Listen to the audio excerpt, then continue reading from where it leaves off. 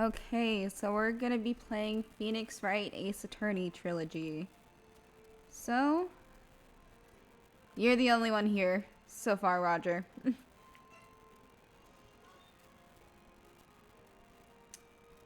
Play this game. Yeah.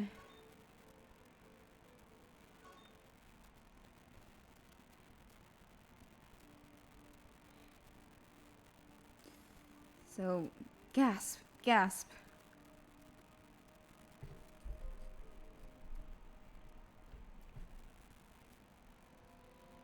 Uh-oh. Damn it! Why me? I can't get caught. Not like this. I gotta find someone to pin this on. Someone like him. I'll make it look like he did it.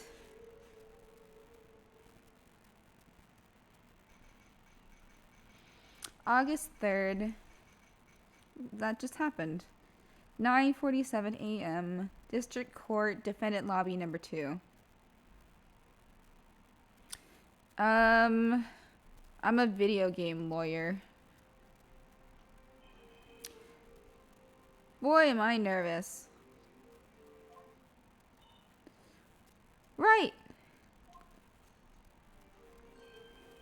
Oh, hiya, Chief.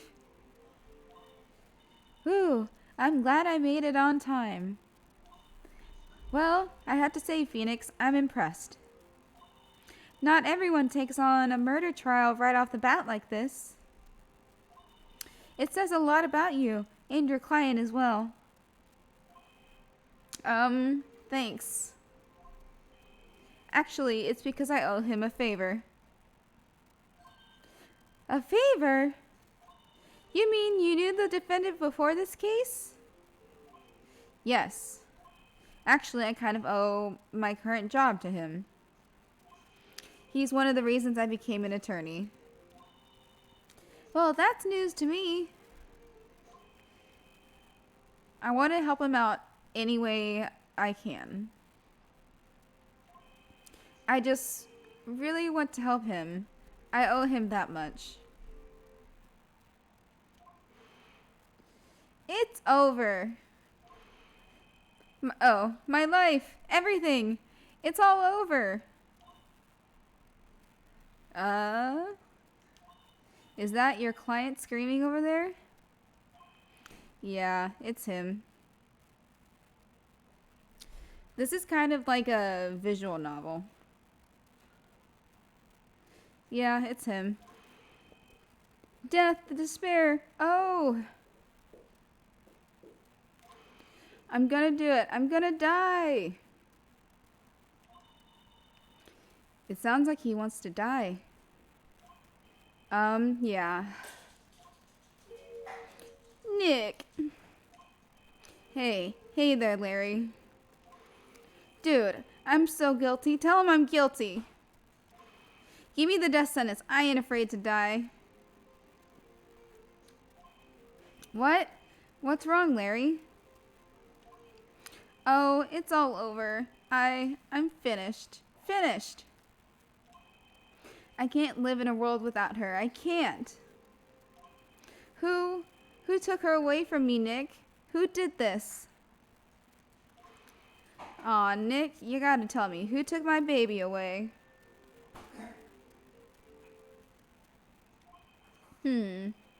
The person responsible for your girlfriend's death? The newspapers say it was you.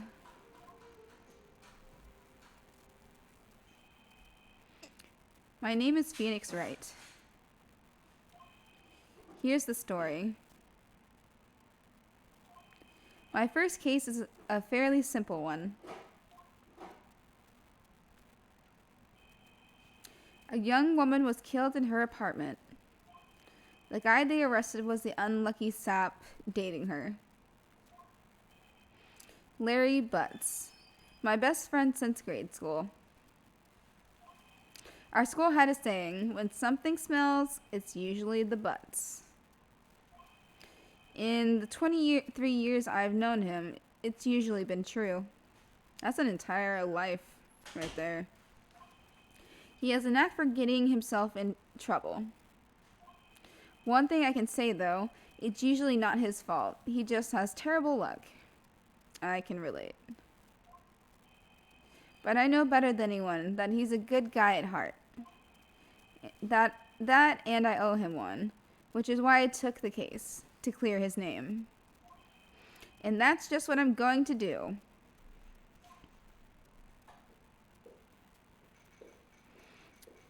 August 3rd, 10 a.m., District Court, Courtroom number 2. Oh, the first trial already. Court is now in session for the trial of Mr. Larry Butts. The prosecution is ready, Your Honor. The, defense is ready, Your Honor. Ahem. Mr. Wright? This is your first trial, is it not? Yes, Your Honor. I'm, a little nervous. Your conduct during this trial will decide the fate of your client. Murder is a serious charge. For your client's sake, I hope you can control your nerves. Thank you, Your Honor. Mr. Wright, given the circumstances, I think we should have a test to ascertain your readiness. Yes, Your Honor. Gulp. Handshaking, eyesight fading. The test will consist of a few simple questions. Answer them clearly and concisely. Please state the name of the defendant in this case. Larry Butts. The defendant? Well, that's Larry Butts, Your Honor. Correct. Just keep your wits about you and you'll do fine. Next question. This is a murder trial. Tell me what's the victim's name? Whew, I know this one. Glad I read the case report cover to cover so many times. Wait. Uh-oh. No way, I forgot. I'm drawing a total blank here. Phoenix, are you absolutely sure you're up to this? You don't even know the victim's name? Oh, the victim. Oh, of course I know the victim's name. I, just forgot. Temporarily. I think I feel a migraine coming on. Look, the victim's name is listed in the court record. Just press the R button to check it at any time, okay? Cindy. Yep, just remember Cindy. Do it for me, please. I'm begging you. Mr. Wright, who is the victim in this case? Cindy Stone. Cinder block. The victim's name is Cindy Stone. Correct. Now, tell me, what was the cause of death? She died because she was hit with a blunt object. She was struck once by a blunt object. Correct. You've answered all my questions. I see no reason why we shouldn't proceed. You seem much more relaxed, Mr. Wright. Good for you. Thank you, Your Honor. Because I don't feel relaxed, that's for sure. Well then. First, a question for the prosecution. Mr. Payne? Yes, Your Honor? As Mr. Wright just told us, the victim was struck with a blunt object. Would you explain to the court just what that object was? Yeah, I think this was... I don't remember when this game was made, but it's not recent. The murder weapon was the statue of the Thinker. He was found lying on the floor next to the victim. I see. The court accepts it into evidence. Statue added to the court record. Right. Be sure to pay attention to any evidence added during the trial. That evidence is the only ammunition you have in court. Use the R button to check the court record frequently. It tells me again, check the court record. Mr. Payne, the prosecution may call its first witness. The prosecution calls the defendant, Mr. Butts, to the stand. Chief? Yeah, that's funny. Chief, what do I do now? Pay attention. You don't want to miss any information that might help your client's case. You'll get your chance to respond to the prosecution later, so be ready. Let's just hope he doesn't say anything unfortunate. Uh-oh, Larry gets excited easily. This could be bad.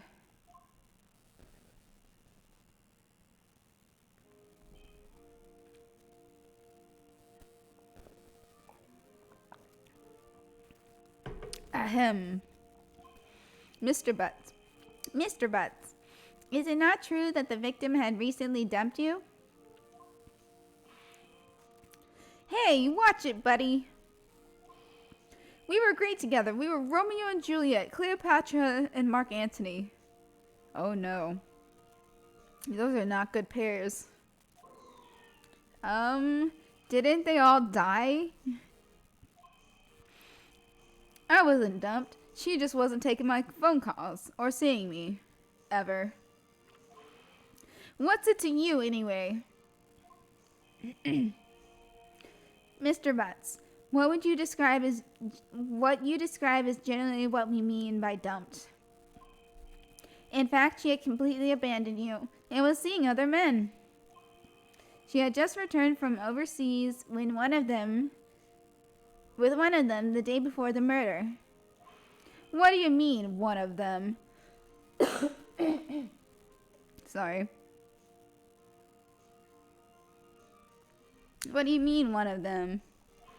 Lies, all of it. Lies. I don't believe a word of it. Your Honor, the victim's passport. According to this, she was in Paris until the day before she died.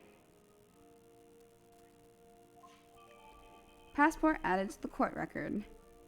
Home from Paris on 7/30, so July 30th, the day before the murder. So she died on the 1st. Or the next day. Indeed, she appears to have returned the day before the murder.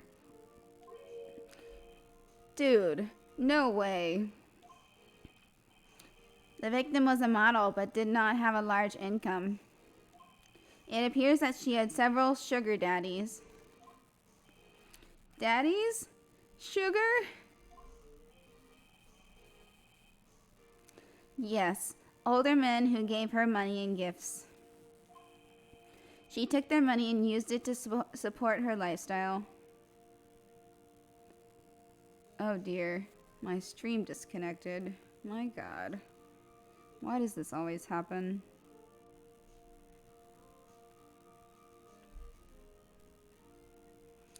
Let's just...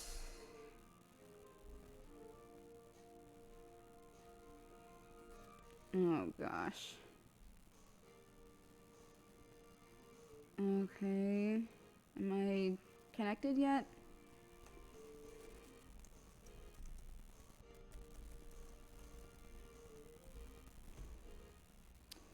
I don't know what's going on. I hate my life.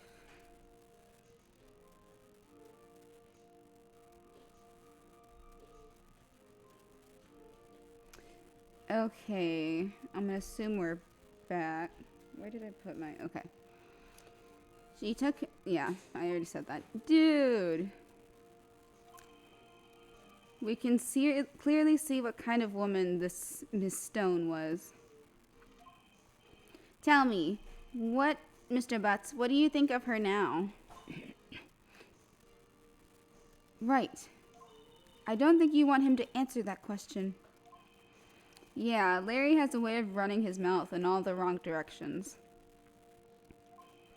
Should I stop him from answering? My client has no idea had no idea the victim was seeing other men. That question is irrelevant to this case. Oof, wince. Dude, Nick, what do you mean irrelevant? That cheating she-dog. I'm gonna die. I'm just gonna drop dead. Yeah, when I meet her in the afterlife, I'm going to get to the bottom of this. Let's continue with the trial, shall we? I believe the accused motive is clear to everyone. Yes, quite. Oh boy, this is not looking good. Next question. You went to the victim's apartment on the day of the murder, did you not? Sorry, did you not? Gulp. Well, did you or did you not? Eh? Heh. Well, maybe I did and maybe I didn't. Uh-oh, he went. What do I do? Stop him from answering.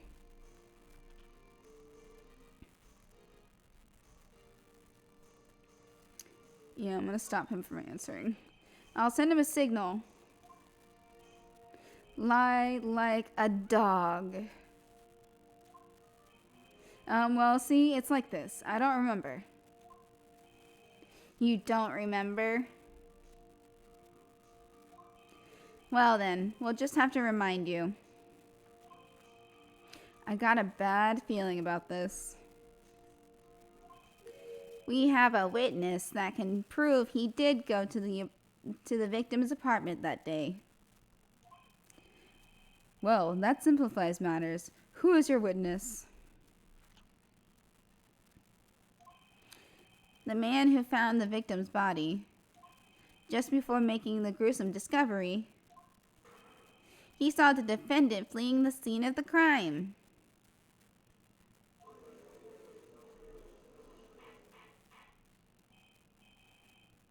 Order. Order in the court. Mr. Payne, the prosecution may call its witness. Yes, Your Honor. This is bad. On the day of the murder, my witness was selling newspapers at the victim's building. Please bring Mr. Frank Sawit to the stand. He saw it. Mr. Sawit, you sell newspaper subscriptions, is that correct? Oh yes, newspapers, yes. Mr. Sawit, you may proceed with your testimony. Please tell the court what you saw on the day of the murder. Witness's account. So let's see. I was going door to door selling subscriptions when I saw a man fleeing an apartment. I don't know where that voice came from. It just happens, you know, living on the edge. I thought he must be in a hurry, because he left the door half open behind him. Thinking it strange, I looked inside the apartment. Then I saw her lying there. A woman, not moving, dead.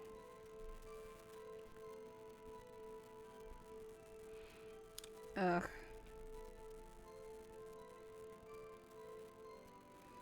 Hold on, let me try something.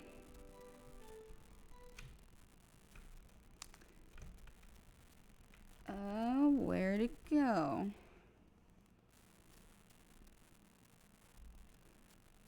Let's see, let me try to fix this.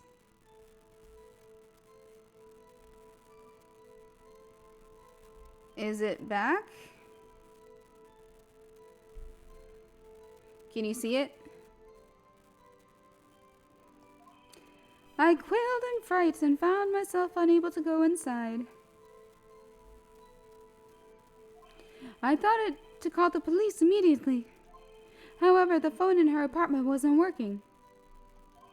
I went to a nearby park and found a public phone.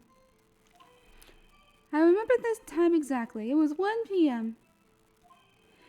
The man who ran was, without a doubt, the defendant sitting right over there.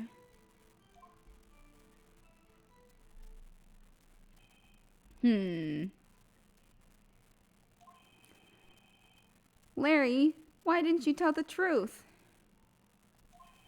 I can't defend you against a testimony like that. Incidentally, why wasn't the phone in the victim's apartment working?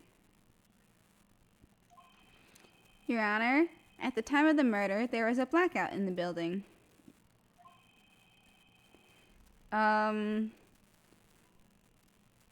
Well, I don't know. Is it still showing a blank screen?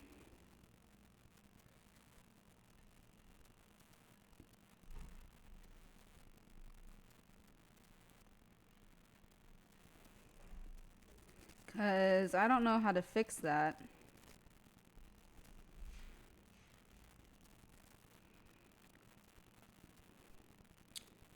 Well,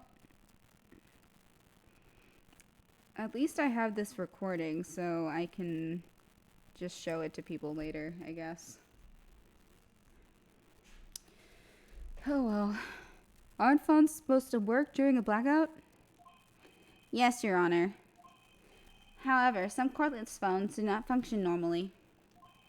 The phone that Mr. Sawit used was one of those.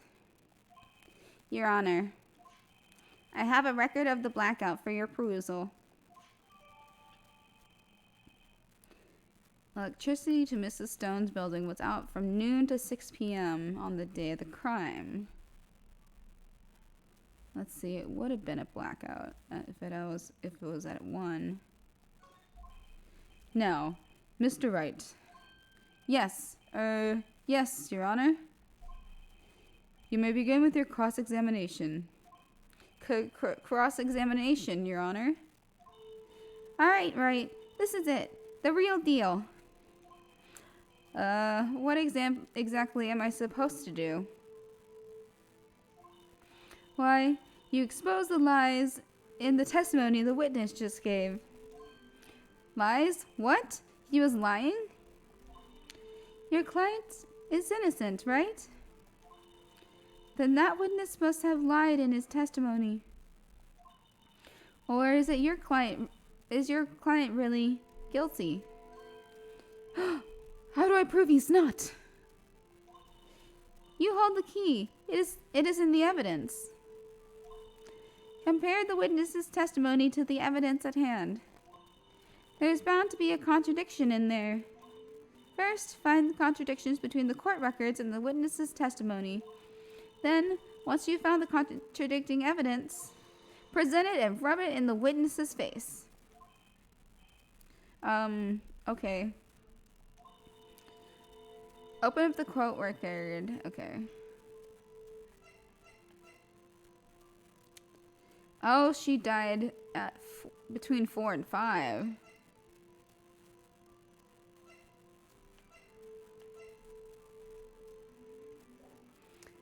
Okay, she died between 4 and 5.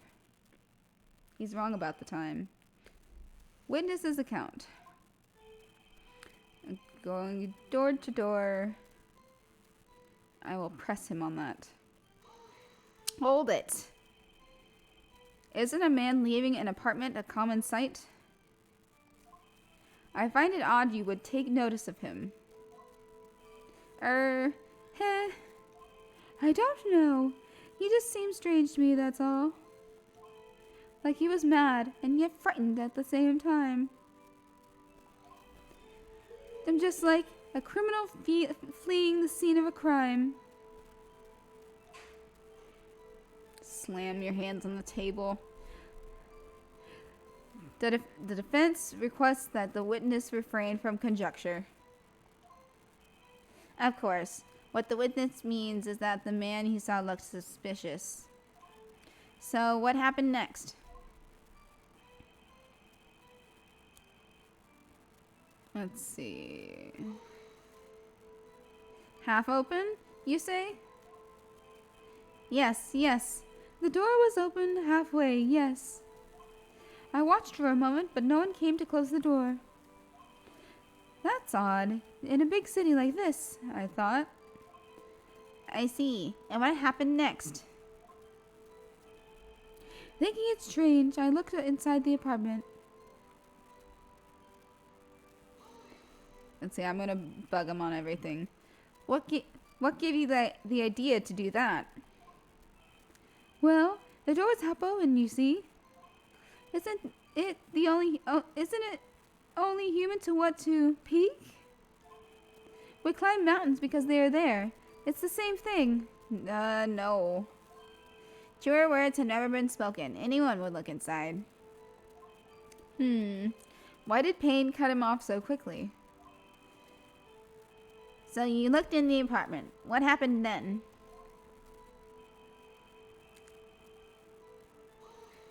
Okay. Are you sure she was dead? Well, no, I guess I wasn't. But she wasn't moving at all, and there was blood everywhere. I guess that would look fatal to anyone. Very well. What happened next?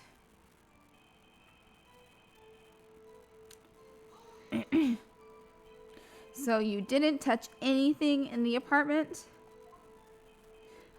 Yes. I mean, no. Nothing. Okay, what happened next?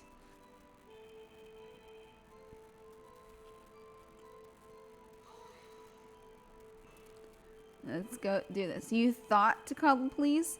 Does it mean you didn't actually call them? Please, please, listen to the rest of the testimony. You thought to call the police. What happened next? Wasn't working. The phone in her apartment wasn't working. Yes, I mean, no. No, it wasn't. Right. But you said you didn't go into the apartment, or did you? Oh, that? I can explain that. There was a cordless phone on the shelf in the entranceway. I reached inside and tried to using that to call. And the phone wasn't working, correct? What happened next? Found a public phone.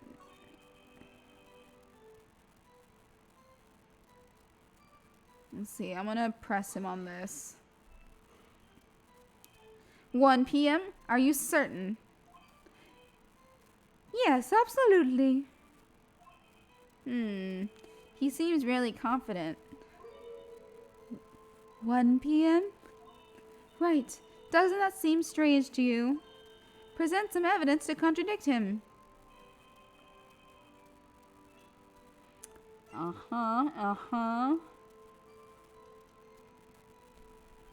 Yeah, it kind of is. Objection! You found the body at 1 p.m.? You're sure? Yes, it was 1 p.m. for certain. Frankly, I find that hard to believe. Your statement directly contradicts the autopsy report. The autopsy notes the time of death at sometime after 4 p.m. There was no body to find at 1 p.m. How do you explain this 3-hour gap? Oh,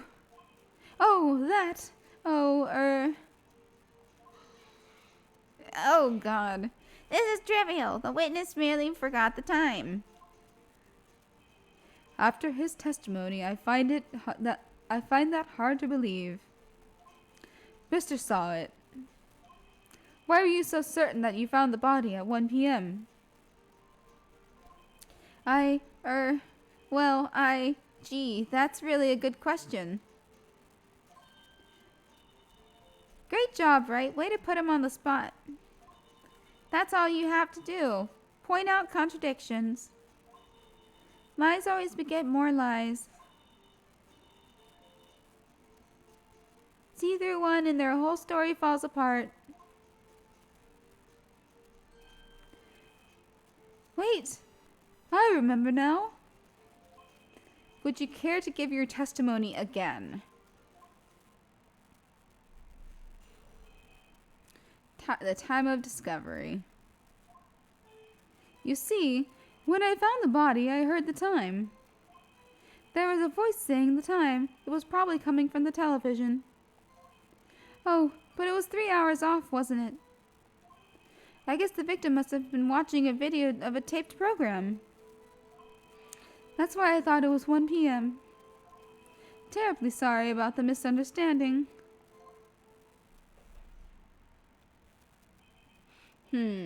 I see you heard a voice saying the time on a taped program.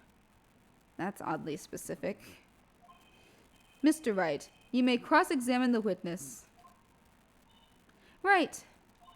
You know what to do. I've got this one. Cross-examination. The time of discovery. You heard the time. There's a voice saying the time. It was probably coming from the television. Are you sure it was a television and not a radio?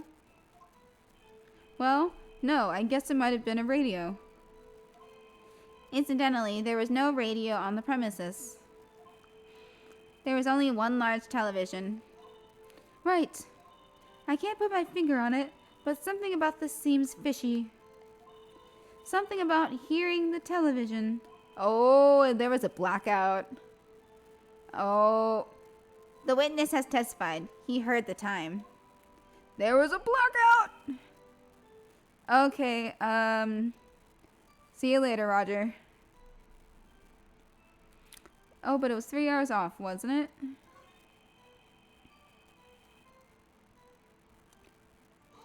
Let's see. Okay, video?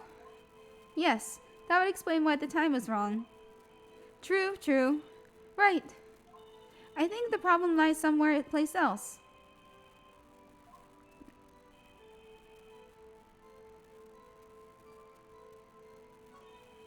Okay. Let's see this. Objection! Hold it right there. The prosecution had said there was a blackout at the time of the discovery. And this record proves it. Ah! You couldn't have heard the television or a video. Yeah! Well, The defense has a point. Do you have an explanation for this, Mr. Sawit? No, I find it quite puzzling myself, quite. Ooh. Ah! Well, wait, I remember now. Mr. Sawit, the court would prefer to hear an accurate testimony from the very beginning. These constant corrections are harming your credibility. That, and you seem rather distraught. Well, my apologies, Your Honor. It must have been the shock of finding the body. Very, very well, Mr. Sawit. Let's hear your testimony once more, please. Hearing the time. Actually, I didn't hear it the time I saw it. There was a...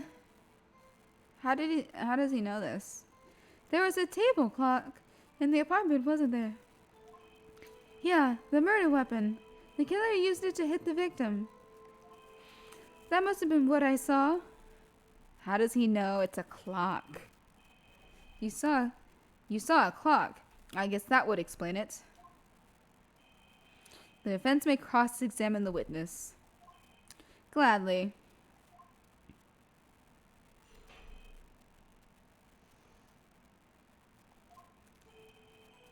I didn't hear the time I saw it. The table clock. How do you know this? A table clock? Was there a clock at the scene? This is the first I've heard of it.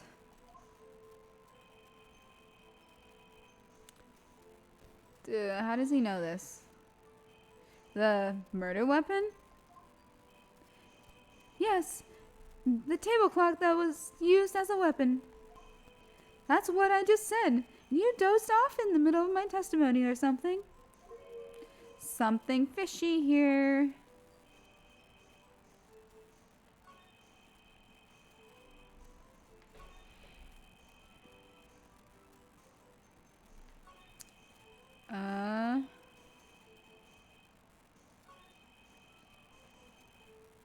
Okay, I'm gonna present with the murder weapon, I guess. Wait just a moment. The murder weapon wasn't a clock. It was this statue. Now, how is this supposed to be a clock? What? You with your objections and your evidence? Just who do you think you are? Just answer the question, Mr. Saw It. Hey, I saw it there, okay? That's a clock. Your Honor, if I may. Yes, Mr. Payne? As the witness stated, this statue is indeed a clock.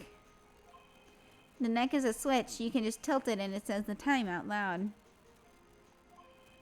And it doesn't look like a clock. I submitted it as a statue. My apologies. I see. So the murder weapon was a table clock after all. Well, Mr. Wright, it appears that the witness's testimony was correct. This is a clock. Do you have any problems with this testimony now? Yes. Your Honor, there is a gaping hole in the witness's testimony. The only way he could have known the weapon was a clock is to hold it in his hand. Yet the witness testified that he never entered the apartment. Clearly, a contradiction. Indeed. The witness knew it was a clock because he went into the apartment. You're lying. You were inside the apartment on the day of the murder. Oh, yeah? Prove it. Prove I went in there. I'll do better than that. I can prove you were the one who killed her. You struck her with the clock, and the shock of the blow triggered the clock's voice. That was the sound you heard. Order in the court. Intriguing. Please continue, Mr. Wright. Yes, Your Honor. Mr. Saw It. The sound must have left quite an impression on you. Understandable, since the murder weapon just spoke just as you hit the victim. That voice was burned into your mind. That's why you were so certain about the time. Well, what's the meaning of this?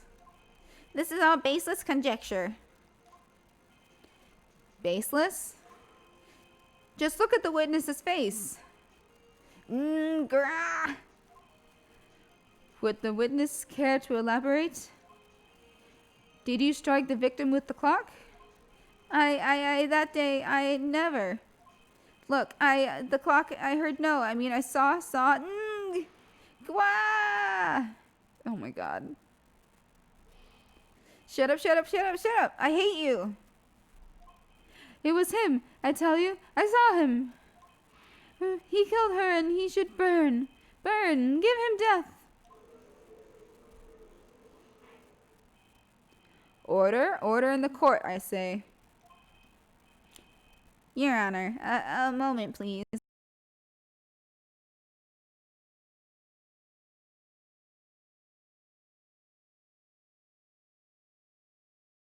Because every technical difficulty has to happen every single stream. You know, it builds character, I guess.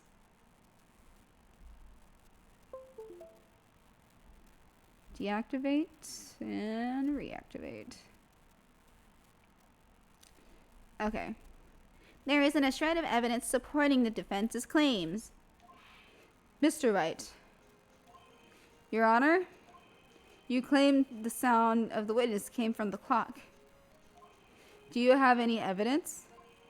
The whole cause is writing on this. I better think through it carefully. Your Honor, the sound Mr. Sawit heard was definitely this clock. The fact is clear if you simply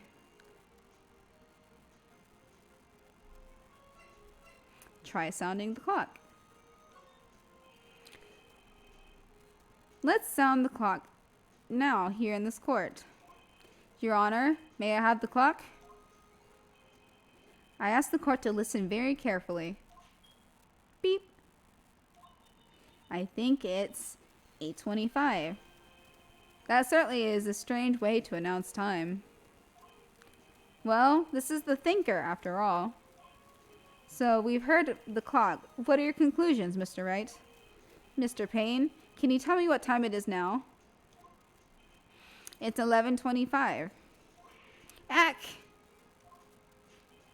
As you can see, this clock is exactly 3 hours slow. Precisely this discrepancy between what Mr. Sawit heard and the actual time of death.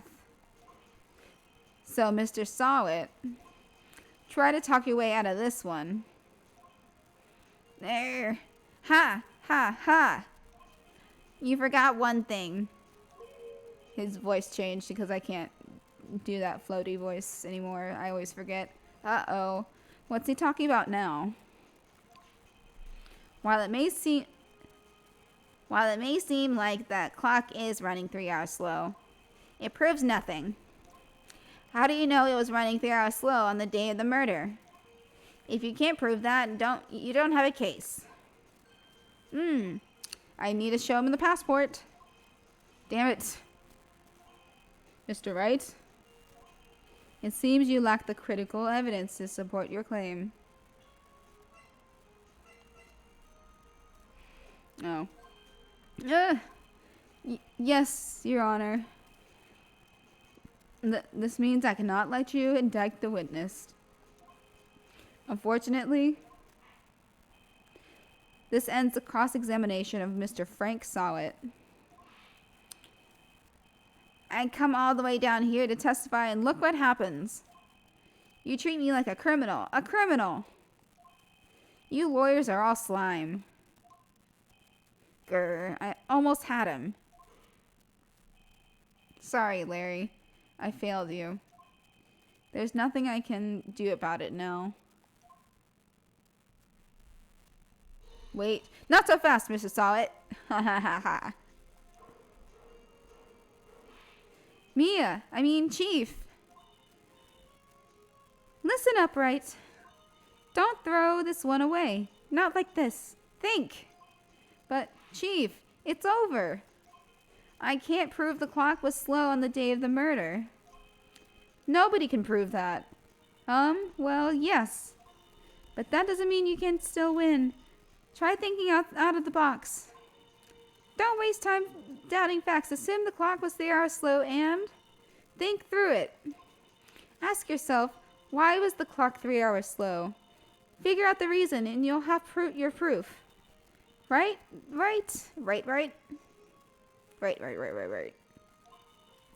Can you think of a reason as to why the... Yes, I can think of a reason. Wait. Maybe I can prove it. You must have some evidence somewhere that can prove it, right? Find it and let them have it. Well, Mr. Wright, you say the clock was already running slow on the day of the murder. Have you found evidence to support this claim? Of course. There is a piece of evidence in the court record that can prove my claim beyond a doubt. Tough words. Let's see you pull this one off. Let's see this evidence that proves why the clock was running slow. Okay, I am dying. I have to go to the bathroom. I will be back shortly.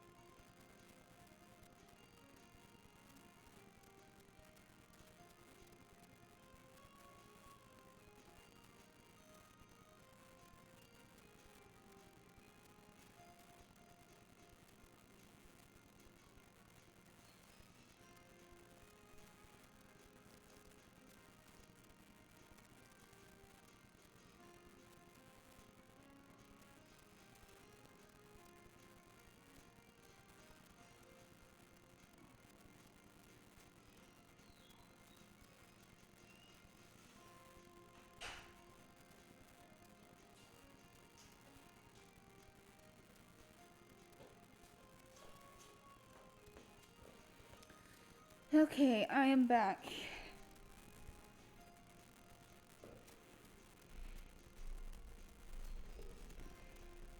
Let me get comfortable. Okay, the evidence. Her passport from Paris. Oh, I keep pressing A. Take that! The victim had just returned home from abroad the day before the murder.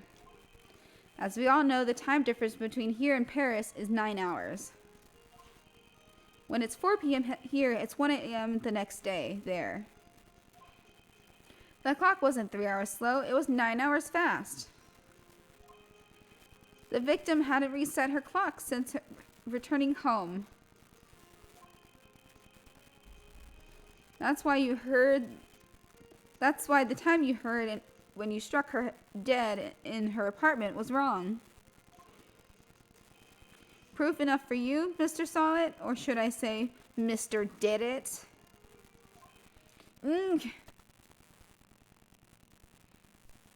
Oh, foaming at the mouth.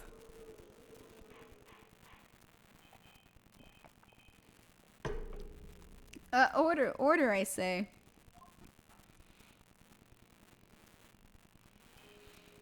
Well, this case has certainly turned out differently than we all expected.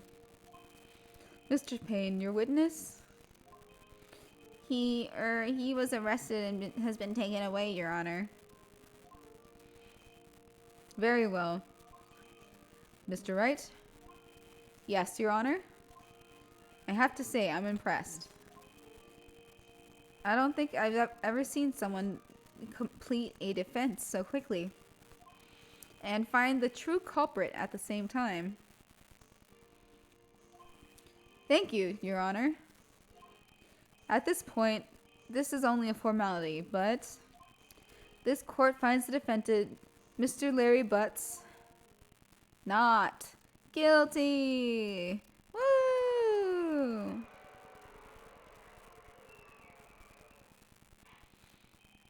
And with that, this court is adjourned.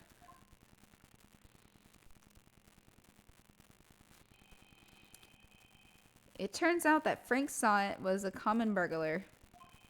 He posed as a newspaper salesman to check and see when people were out of the house. That day, when Larry went to her apartment, the victim wasn't home. After he left, Mr. Saw It let himself in to do his dirty work. While he was searching her place, the victim returned. Flustered, Mr. Saw It grabbed the nearest blunt object he could find. Oof. August 3rd, 2:32 p.m., District Court Defendant Lobby Number 2.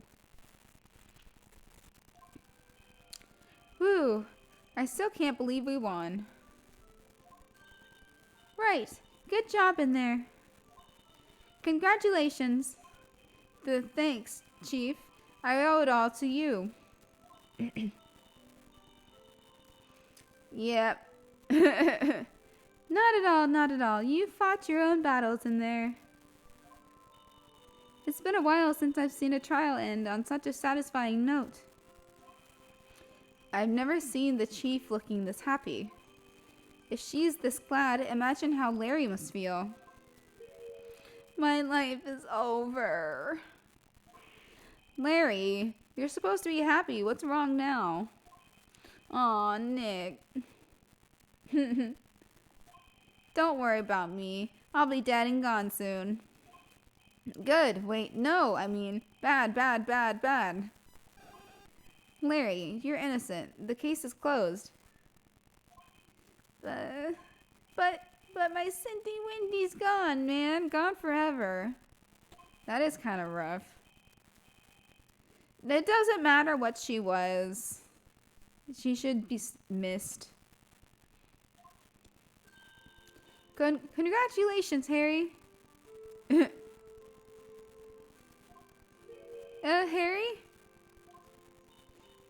Yeah, Yes, you. I can practically see the headline now. Hairy Butts. Innocent. Thanks. I really owe you one. I won't forget this, ever. Let's celebrate. Dinner, movie, my treat. Oh no, I couldn't. Hey, I was the one who got you off the hook. Oh hey. Here, take this. It's a present. A present for me? Wait, wasn't this the evidence that... Hairy Butts. Actually, I made this clock for her. I made one for her and one for me. But really? You? You made this? Well, thank you. I'll keep it as a memento. Yo, Nick. Can you believe it? I was so into that chick. And she was just playing me for a fool. Don't that make you want to just cry? Wah. Larry. Are you so sure? Excuse me? I think she thought quite a lot about you in her own way. Nah, you don't gotta sympathize with me. It's okay.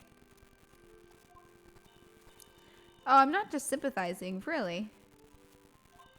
Isn't that right, Wright? Don't you have something to show your friend? Something that proves how she felt about him? Huh? Oh, yeah, right. What the heck is she talking about? Yeah, she kept the statue, the clock. Take that! Check this out, Larry. Proof positive you weren't just some chump to her. Huh? What about that clock? This is the clock you made for her, Larry. And she took it with her when she traveled. Whatever, she probably just needed the clock, that's all. You think so? It's a pretty heavy clock to take traveling. Well, make of it what you will. Hey, Nick. I'm glad I asked you to be my lawyer. Really, I am. Thanks. Hope that made him feel a little better. Right? I hope you see the importance of evidence now. Also, hopefully you realize things change depending on how you look at them. People, too. We never really know if our clients are guilty or innocent. All we can do is believe in them. And in order to believe in them, you have to believe in yourself. Right. Listen, learn, grow strong. Never let go of what you believe in. Never. Well, I think our work here is done. Shall we be off? Yeah, I guess so. Say, how about dinner? On me? Well, drink a toast to innocent butts. Yeah. Oh, speaking of Harry, you were saying part of why you became a lawyer was because of him. Yeah, part at least. You'll have to tell me more about it sometime, maybe over drinks. And so my first trial came to a close. And so summer camp has ended. Larry slapped me on the back and said, "Gee, Nick, it's good to have friends." But I'm pretty sure he's not going to pay us unless you count the clock he gave Mia. I didn't know it then, but that clock was soon going to be at the center of another incident, and my promise to tell the chief about me and Larry would be one promise I wouldn't be able to keep. Aww. That chief. I've done the first 3 trials of this game. Save your progress. Let's see. I'll put it in number 3.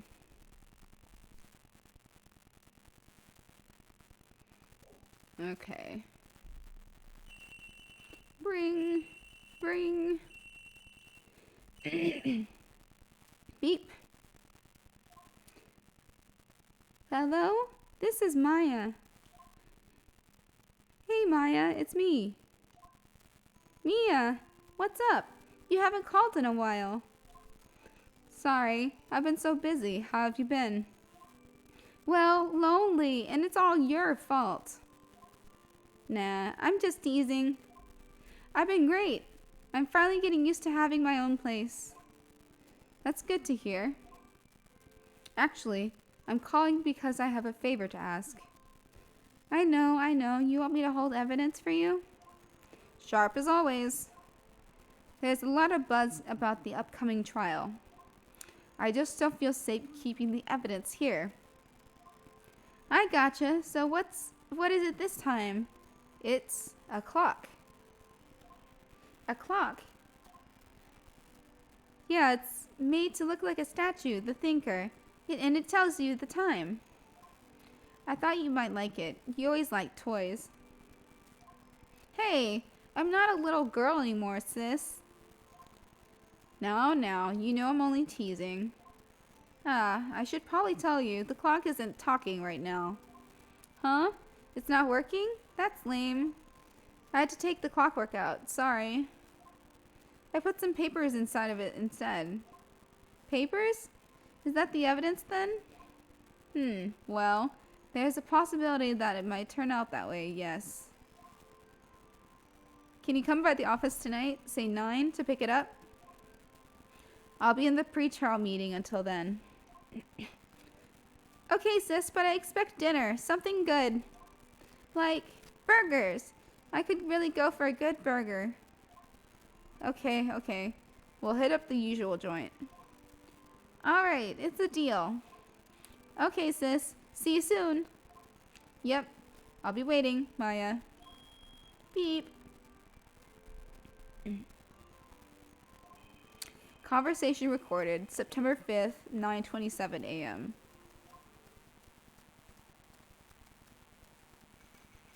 September 5th, 8:57 p.m. Fay and Co. Law Offices.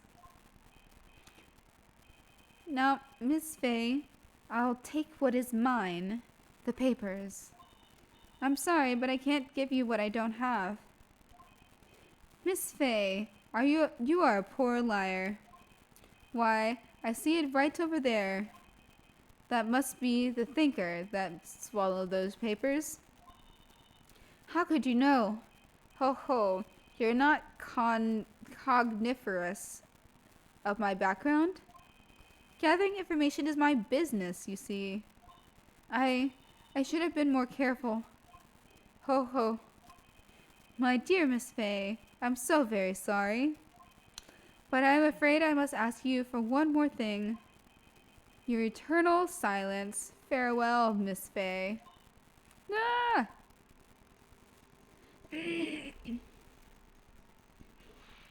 Shit. Oh, we can see who did it. Red, white, blue.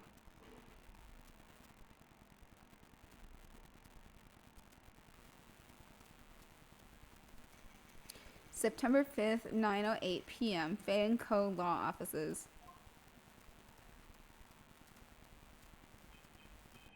Noah? Uh-oh, I'm late. Huh? That's strange. I guess the chief left without me. She said her sister was coming over, so we should all go out for dinner. What's that smell? Blood? Mia! Maybe she's in her office.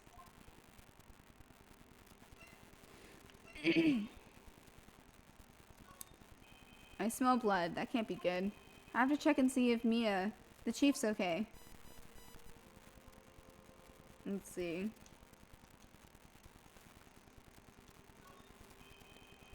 Okay. Options? No. Move. Office. That smell. Blood. Sub. Sis. Someone's there. Ah. Chief? Chief? Chief!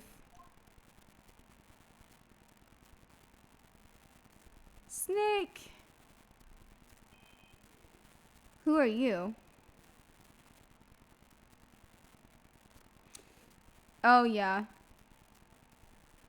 Yeah, okay. Who are you?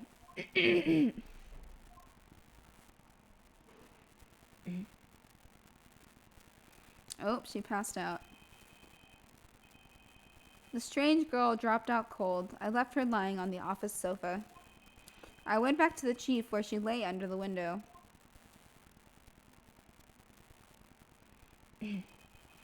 Her body was still warm. I could feel it when I held her shoulder. Then, all too quickly, he began to fade. Until finally, she was cold. Give me 1 second to answer this.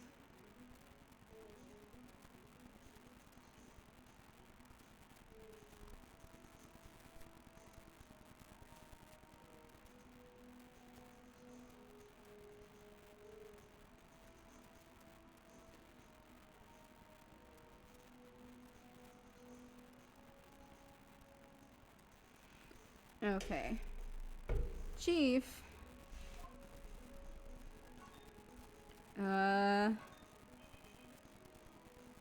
Chief. It's hard seeing her like this, but if there are any clues here.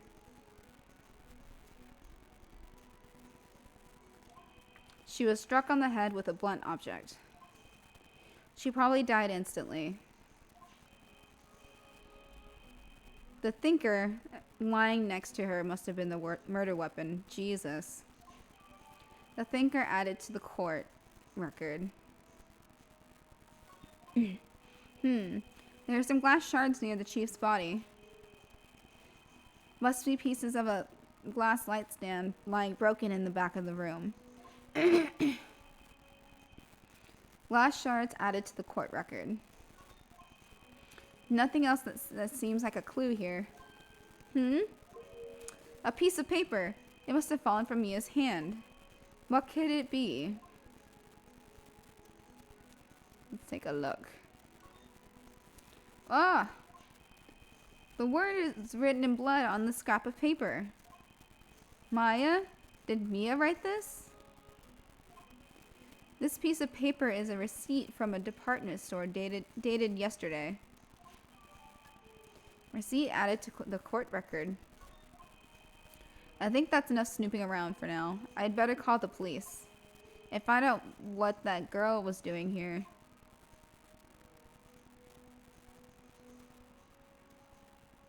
Okay, move. That girl just now. Where'd she go? I put her right there on that sofa. Uh-oh. I hope she doesn't run on me. I hope she didn't run on me. Yipes! Don't scare me like that. Excuse me, but who are you? It's okay. I work here. Maya. Maya Faye. Maya Faye? Maya. So Mia's writing this girl's name. Maybe I should show her the receipt? I never thought there'd be a use for evidence like this outside the courtroom. Present, I guess. Before Mia died, she wrote a message with her own blood. She wrote it on the back of this receipt. Yeah. That's my name. Well, why? Why would you write my name? Please, just calm down. Well, why would sis write my name? Uh-oh, now I've done it. I better hurry up and call the police. Talk? She seems to be in shock. I don't want to disturb her, but I have to know. Excuse me. Can you tell me what happened? I came in. The room was dark. And sis. So she was already dead. So, you're the chief's sister. I'm her younger sister. And you were here visiting this late at night? Yes, she said she wanted me to keep some evidence for her. Evidence? Yes. It wasn't that. It was that clock. It was the thinker. Okay.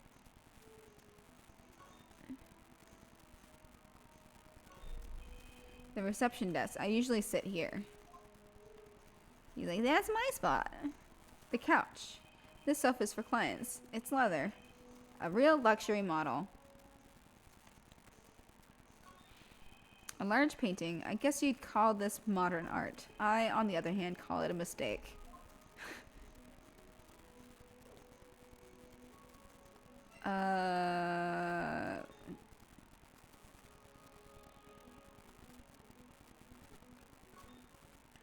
Let's use the phone. Right. I better call the police. That's funny. A few of the screws on the receiver are missing. It looks like someone was halfway through taking it apart. Police? Please, come quick. Whoa, what was that? Someone screaming from outside the window?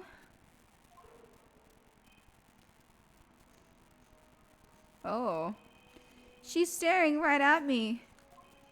She's holding a phone in her hand.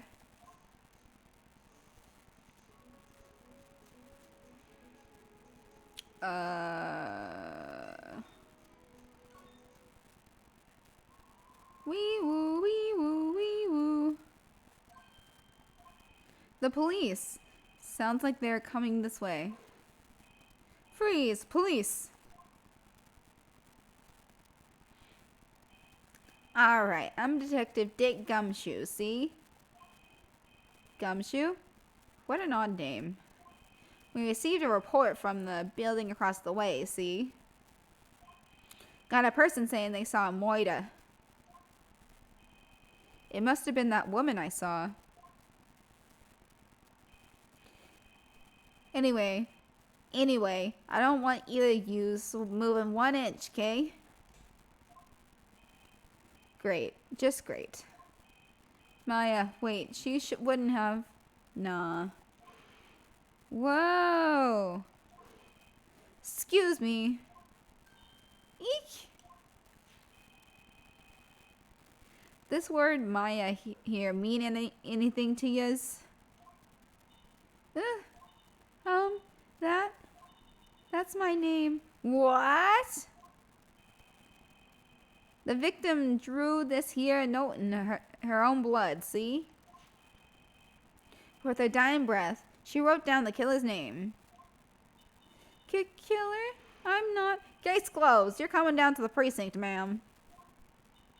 What? Whoops. Mia's younger sister, Maya, was arrested on the spot. Well, fuck. I was taken in for questioning and didn't get out till the next morning. My eyes were heavy, but I couldn't sleep. Eyes heavy, arms spaghetti. I sat around, waiting for visiting hours to begin at the detention center. I had to talk to Maya as soon as possible. September 6th, 9:07 a.m. Detention Center, Visitor's Room. Wow, they have poor Maya locked up like a criminal. Oh, it's you, the lawyer. Good morning. Good morning. She looks so tired. Are you going to be my attorney? Well, that's what I wanted to talk to you about. Let's see, of course. Well, it's up to you, really. I'd better give it to her straight. It's up to you. Up to me? Yes, I don't think this is something I should decide. After all, you're the one in trouble here. They're never going to believe me, are they?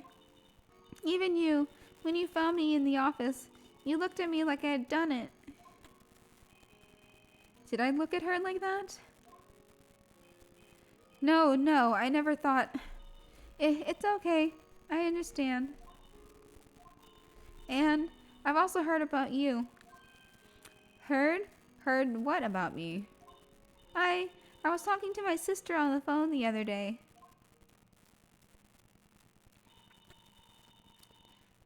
Today was my junior partner's first time in court. Wow, really? How'd that go? It was quite the scene. Honestly, I was on edge the whole time. It's been a while. Ha, so he crashed and burned?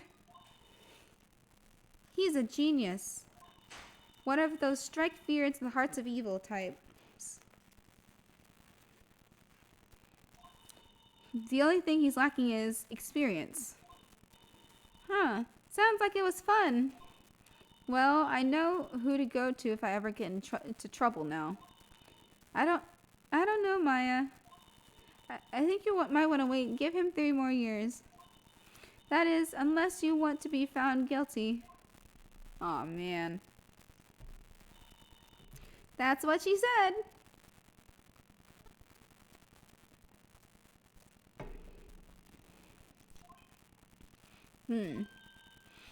I'm sorry. I didn't mean to insult you. No, it's okay. It's true, I guess. But at the same time, I can't just sit by and watch. When I think of a person who did this to Mia, I know. Let's see. There's something I've been wanting to ask you. Yes? What's with that outfit? Oh, this? This is what all acolytes wear. It's my uniform, you could say.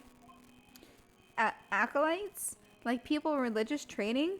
What is it you do? Oh, it's nothing strange, really. I'm a spirit medium in training. A spirit medium? I'm pretty sure that qualifies as strange. Day of the crime. Could you tell me more about the day of the murder? Yes. Let's see. That morning, I got a call from my sister. She wanted me to hold on to a piece of evidence for an upcoming trial. Evidence? Yes. That clock shaped like the thinker. The one Larry made. How could that have been evidence in a case? Right. She said something about that. I remember. Do you want to hear it in her own voice? Her own voice? Yes. I'm pretty sure our conversation is on my cell phone. You recorded it? Yeah, I forgot how to delete those things. So, you say you have a conversation with your sisters on your cell phone. Let's hear it. Right. Oh, I just remembered that detective took my cell phone. Sorry.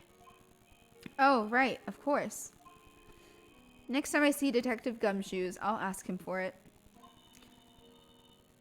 I'll write you a note so you don't forget, okay? Sure, thanks.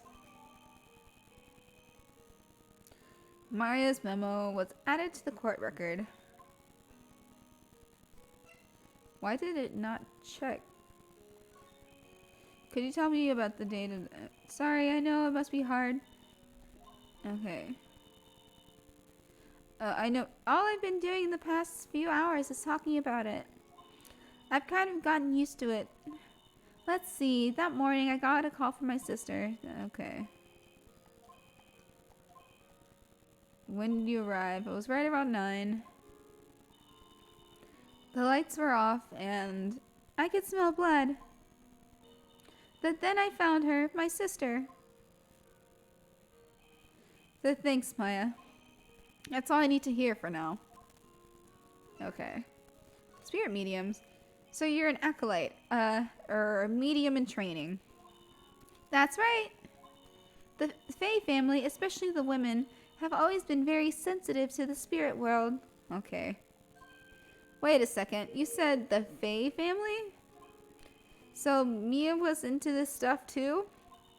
Of course. She left the mountain to follow her career, she said. Her powers were first class too. I had no idea. Wait. What? So you're a real honest-to-goodness spirit medium with ESP and all that? Yes, in training. Well, you can't contact me as spirit then. We can just ask her who killed her.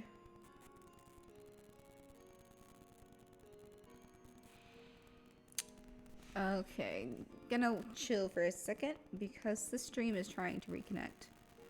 Okay, I think we're back.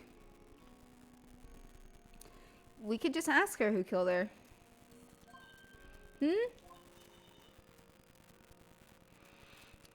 I'm sorry. I'm still in training. I couldn't do something like on that level. I thought that would be too easy. Huh? Something the matter? I was wondering, could I ask you a favor? This is the address of a famous lawyer. My sister gave me this a long time ago. She said if I was ever in trouble, I should call him. And, well, I'm in trouble. Do you think you could go ask him to represent me? Fine. Yeah, there's no skin off my back. Sure, why not? I'll go ask. Thank you so much! I have no one else to turn to. Say, what about your parents? I see. Don't worry, leave it to me. Thank you. The trial's tomorrow at 10. Well, what? Tomorrow? Tomorrow. What if this guy refuses? They told me that if I don't find one, the state will pick a... Oh, wait. They told me that if I don't find one, the state will pick an attorney to defend me. When will that happen? They're giving me until 4 this afternoon. And visiting hours are almost up. I'd better hurry. Alright, I'll be back. Alright. Let's go to Grossberg. I don't know Jewish accents. I shouldn't do a Jewish accent. Because I don't know. A Yiddish accent, I guess? I don't know. I'm just gonna stop talking now. Or I'm going to start. September 6th, Grossberg Law Offices. According to the receptionist, the big boss is out. She couldn't say when he'd be back. It must be hard to keep track of everything when you're a famous lawyer. Not to mention run an office like this. I guess I'll just have to come back later. Let's look around. That painting has been bugging me ever since I stepped in here. The oil paint is so thick it's practically giving me a stuffed nose. I'm sure the price is nothing to sneeze at either, for that matter. Plant. An expensive potted plant. No idea what kind of plant it is, but it's probably the most expensive one available. I mean, probably. A table for clients. An elegant ebony case, and if I'm not mistaken, that lighter is made of solid gold. Even I can tell when someone here has got money to burn. A solid mahogany desk. That is mahogany. The wood's been polished to a deep luster. Expensive looking mahogany bookshelves filled with expensive looking books. Funny. They don't look like they've ever been read. Yep, that's the thing. When you see someone's bookshelf. Okay, that's everything. Let's go to the Faye & Co. law offices. Yes. September 6th, Faye & Co. law offices. The office is filled with police officers. They're all busily searching for clues. Hey, you there. This is a crime scene, pal. No trespassing. Sorry. Don't I know you from somewhere? Wait, you're that Butts guy, aren't you? No, Phoenix Wright. How could anyone mistake me for Larry? I guess I got the wrong name, Mr. Wright. Sorry about that. That Butts guy. He was a killer. And you're no killer, right? He was proven innocent. Right. And you were... Detective Suede Shoe, Detective Gumtree, Detective Gumshoe. Gumshoe, wasn't it? Dick Gumshoe? Right, at your service. Hang on, that's Detective Gumshoe to you, pal. Anyway, get the name right. And don't go calling me Dick. Hey, Dick, get over here. Yes, sir. Be right there. You're her lawyer, right, pal? If you got business here, you'd better do it quick. Whew, he thinks I'm Maya's lawyer. Let's talk. About Miss Faye, did you do an autopsy? You want to know the results, eh? Yeah. Now don't you look at me like that, pal. It's no use. She might have been your boss, but that doesn't mean you get any special treatment. Alright. You can see the report, but that's all. Aha. Death was instantaneous. About Maya. Yeah, I'm looking forward to the trial. Sorry, pal, but this is one trial you aren't gonna win. Well, why do you say that? The city's put Prosecutor Edgeworth on the prosecution. Edgeworth.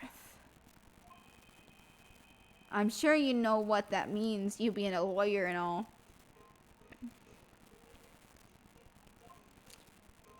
Edgeworth. Prosecutor Edgeworth. That's right, pal.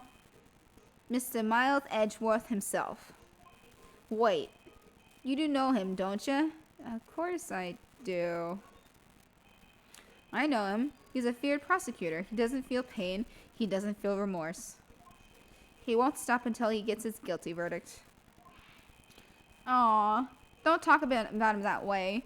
You make him sound barely human. Still, I'm afraid this pretty much decides the case. So, Edgeworth is on this one.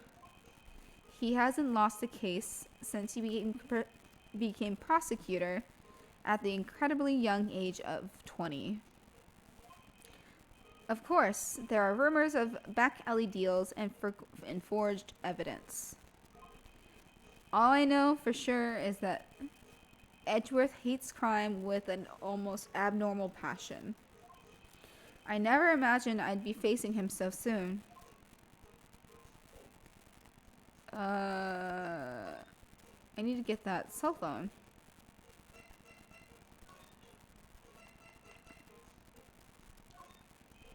I was wondering, did you see Maya Faye's cell phone? Oh, that? I have that. Do you think you could give it back? Sure, I mean, wait a second, pal. Tricky lawyer. Uh-oh, he's on to me. Oh. What should I do? Tell him straight? Tell him not so straight? I should tell him straight.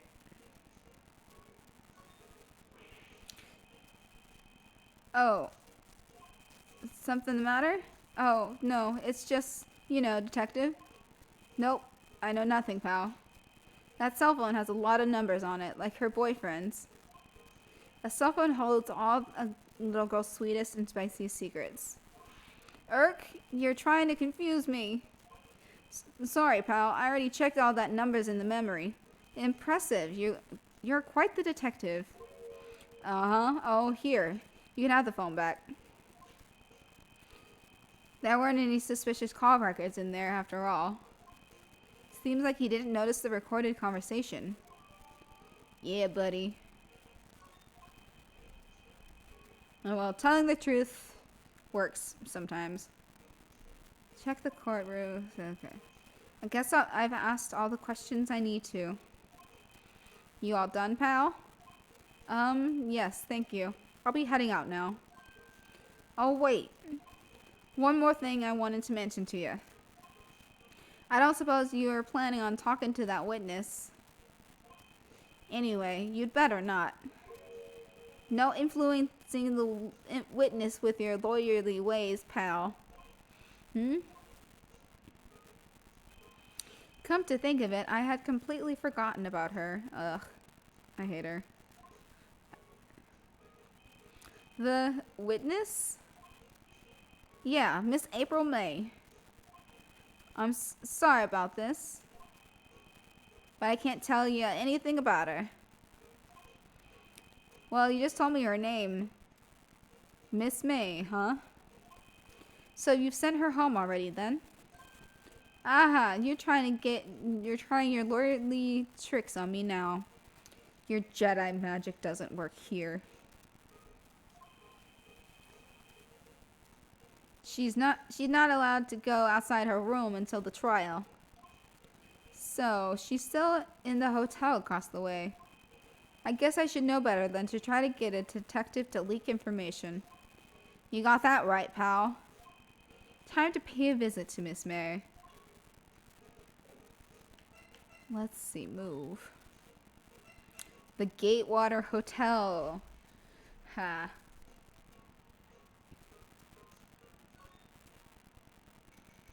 September 6th, Gateway Hotel, room 303. Well, hello there, handsome. Hi. Smooth, right? Real smooth. You're the lawyer, aren't you? The detective told me. He said, don't say nothing to that lawyer, pal. Tee-hee. Memo to self. Thank Detective Gumshoe for making my job harder. Gee, this is all like something out of a movie. Okay. It's all so exciting, I can barely contain myself. Ooh, let me go freshen up so I can look the part of the beautiful eyewitness. I pity the lawyer that has to cross-examine this one. Uh-huh, what's there? Wait. A bottle and 2 glasses are on the table. Somebody must be staying with her. That's very true. The late summer sunlight streams through the window. There's the Vanco Law Offices building, of course. You can see the inside of the room pretty clearly from here. I think it would be a little difficult to recognize the face from this distance, though. What's here? There's a screwdriver stuck in this drawer. I wonder what's inside. Let's take a look. Hey, hey, hey, hey! What are you doing? No touching! Ooh, bad boy. You really shouldn't pry around in other people's rooms now. You wouldn't want to make me upset now, would you? Upset? I thought she was going to explode for a second there. I wonder what could be inside the drawer. What you witnessed? Do you think you could tell me something? I need you to describe what you observed at the time of the incident. Ooh, observe, incident. You sound just like a lawyer in the movies. I'm like a man with a big vocabulary. Ba-dum-bum. Gulp. Better not encourage her. Or, you know that thing that happened The other day, the bad thing? What did you see when it happened? I don't suppose you can tell me about it, pretty please? Well, let's see. Well, dream on. If you want to know, you'll just have to come to court tomorrow, Mr. Lawyer. Oh boy. Could you just exactly who are you? Oh, Mr. Lawyer, are you hitting on me? No, hey, I'm just doing my job here. Tee. You know you're cute when you blush. Believe me, this is the first time in my life I've blushed this much. Right. Can you just tell me what it is you do? Well, no, tee. And you had your little hopes up, didn't you? Oh boy. I see there are 2 glasses on the table. Is someone staying here with you? Oh, what amazing powers of observation. You must be the one of those famous detectives like on television. Oh no, not me. I'm just a lawyer. Say, Mr. Big Detective, why don't you go looking for clues in the garbage? Miss May doesn't like nosy little lawyers. Oh boy.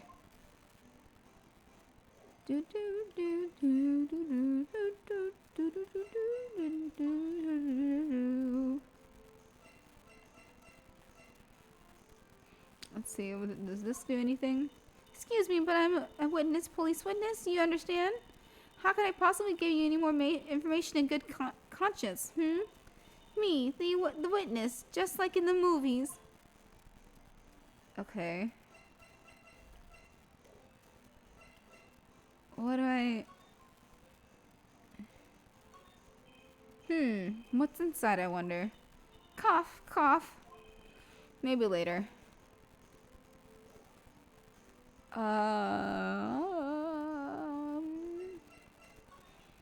What do I...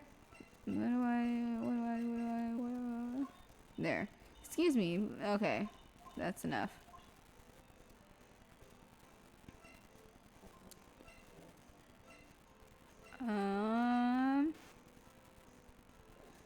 I guess I have to move on because I can't do anything right now. Let's go to Grossberg. It seems like Mr. Grossberg is out. Well, maybe I should just wait here for him to come back. Ahem. If that wasn't the most over-the-top clearing of the throat I've ever heard. Aha, so you're the one they say has been looking for me. Yes, that's me. He looks even grander than I imagined. Oh, that badge on your collar.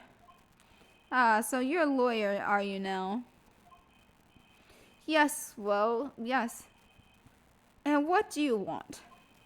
I'm not particularly busy these days. Please proceed. Not busy? Then how come no one could get in touch with you? Something the matter? You came to see the one and only Marvin Grossberg, did you not? Well, here I am, boy. What do you want? Out with it.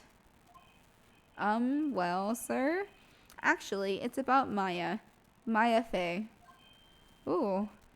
Ah, yes, Maya Fey. Go on. Why the strange reaction? Cha. I'm really quite busy here, son. I can't go taking cases on a day's notice. No, it's quite impossible. Wait a second. How did you know the trial was tomorrow? Eric? Anyway, I'm afraid it's entirely impossible for me to represent her. Sorry. End of discussion. What's going on? He refused me even before I even got a chance to ask him. What do I tell Maya? Your refusal. How can you just refuse like that? Please tell me why you won't take the case. Well, you see, it's just I'm busy, you see. But the client is Mia Fey's sister.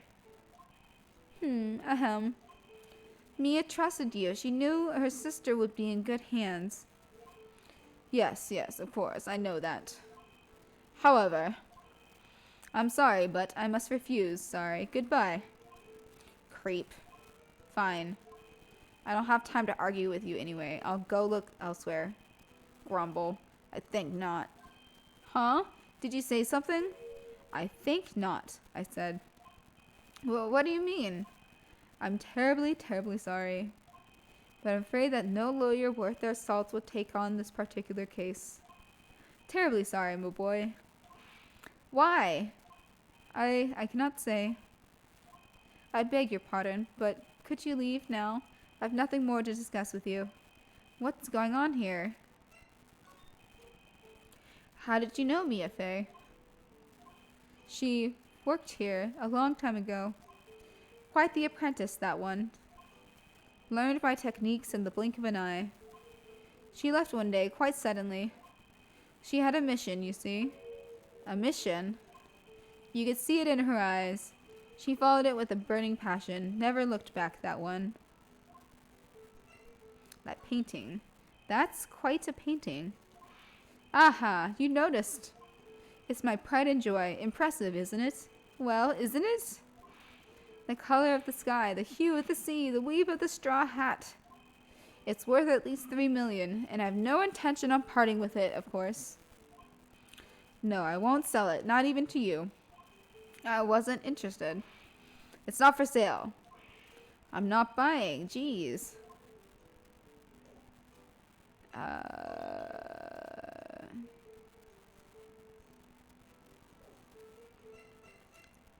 Okay, I guess. Go back to the detention center? Yep. September 6th, 3:42 p.m. Detention center visitors room. Hiya. Oh, you're back. Did you find the lawyer? Well, what do I tell her? Well, see, just be honest. I really don't think you should use that guy. He didn't seem healthy. He was all skin and bones. What really happened? You don't mean he refused to help? Erp. I see. I've been abandoned then. Let's see, we're not gonna let you go that easily. What about your family? I only had my sister. My father died when I was very young. And I don't know where my mother is. Don't know? So she could still be alive? Mother. The women in my family have been mediums for generations. They say a lot of spiritual power runs in our blood. About 15 years ago, our family was involved with an incident. There was a man and he ruined our mother's life. Ruined? After that, she disappeared. Several days after that, my sister announced she would become a lawyer and left the mountain. So, you live by yourself? Yes, I've gotten used to it. Oh, also, I had to become independent or I would lose my powers. I feel bad for her, all by herself on that mountain. Your mother's enemy. So who was this man, who ruined your mother? About 15 years ago, there was an unusual murder case. It made quite a stir. Everyone was talking about it, apparently. The police were running out of leads, and they were getting desperate. Wait, they didn't use a spirit medium, did they? The police convinced my mother to try to contact the victim. Wow, so what happened? The case was solved. We thought. You thought? The man my mother helped the police capture was innocent. The police consultation with the medium had been all carried out in secret, of course. But the man found out about it and leaked it to the press. He told all the papers that my mother was a fraud, and the media jumped on it big time. Gee, my mother became the laughingstock of the nation. I see.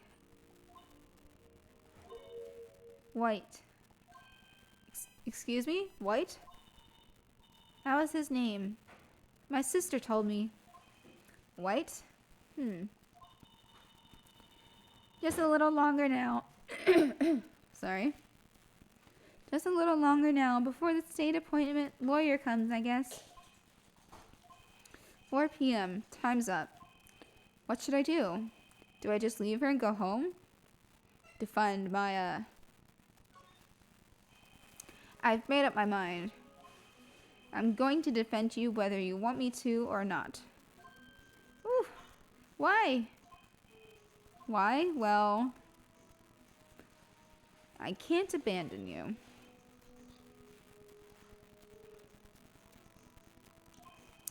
No one is as sad as a person without any friends. I know, I've been there. A long time ago. Why didn't I become a lawyer in the first place? Because someone has to look out for the people who have no one on their side.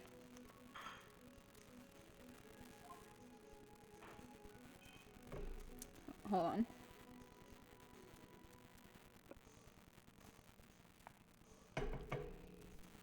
Maya, I won't abandon you. You can count on me. That's so kind of you. Sniff.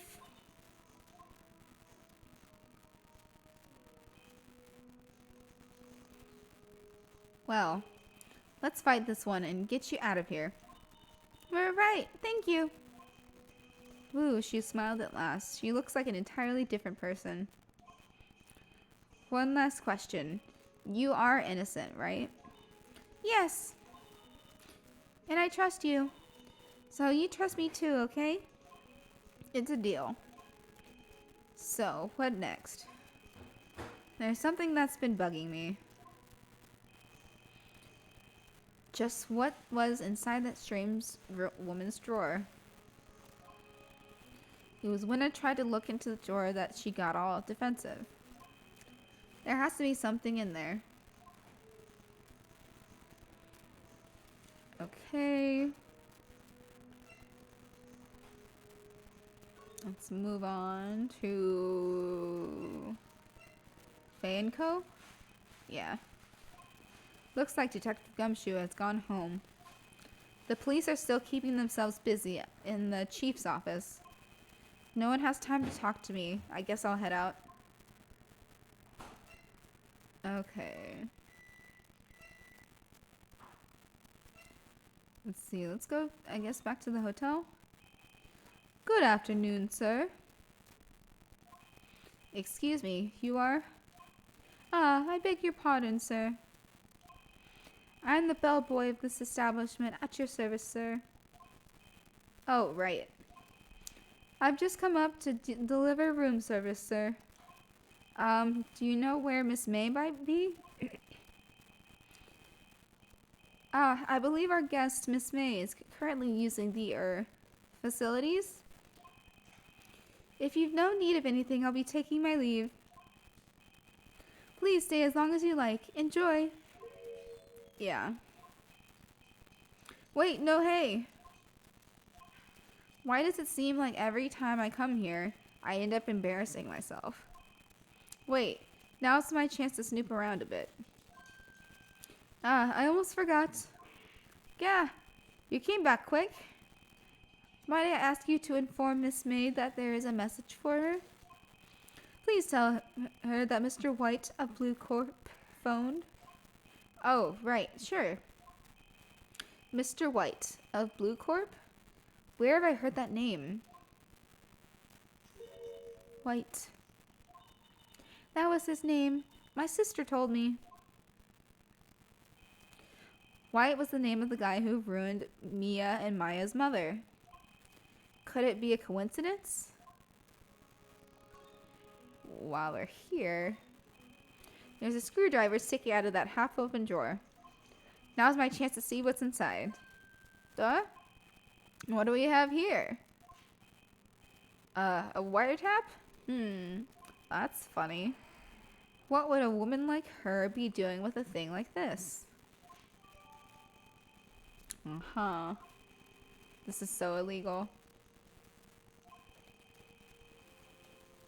Why would she have something like this in her hotel room?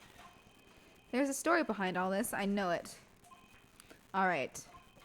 I'll be using this bit of evidence in tomorrow's trial, that's for sure. For Maya's sake. I'll get to this woman's bottom. Wait, I mean, you know what I mean. Oh, bellboy? You still there? Uh-oh. Time to scram. I look forward to tangoing with you tomorrow, Miss May. In court. Ha ha ha. To be continued. And we will continue. Yes.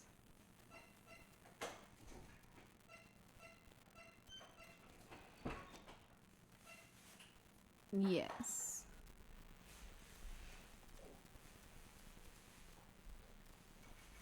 September 7th, 10 a.m., District Court Office, District Court, Courtroom number 1.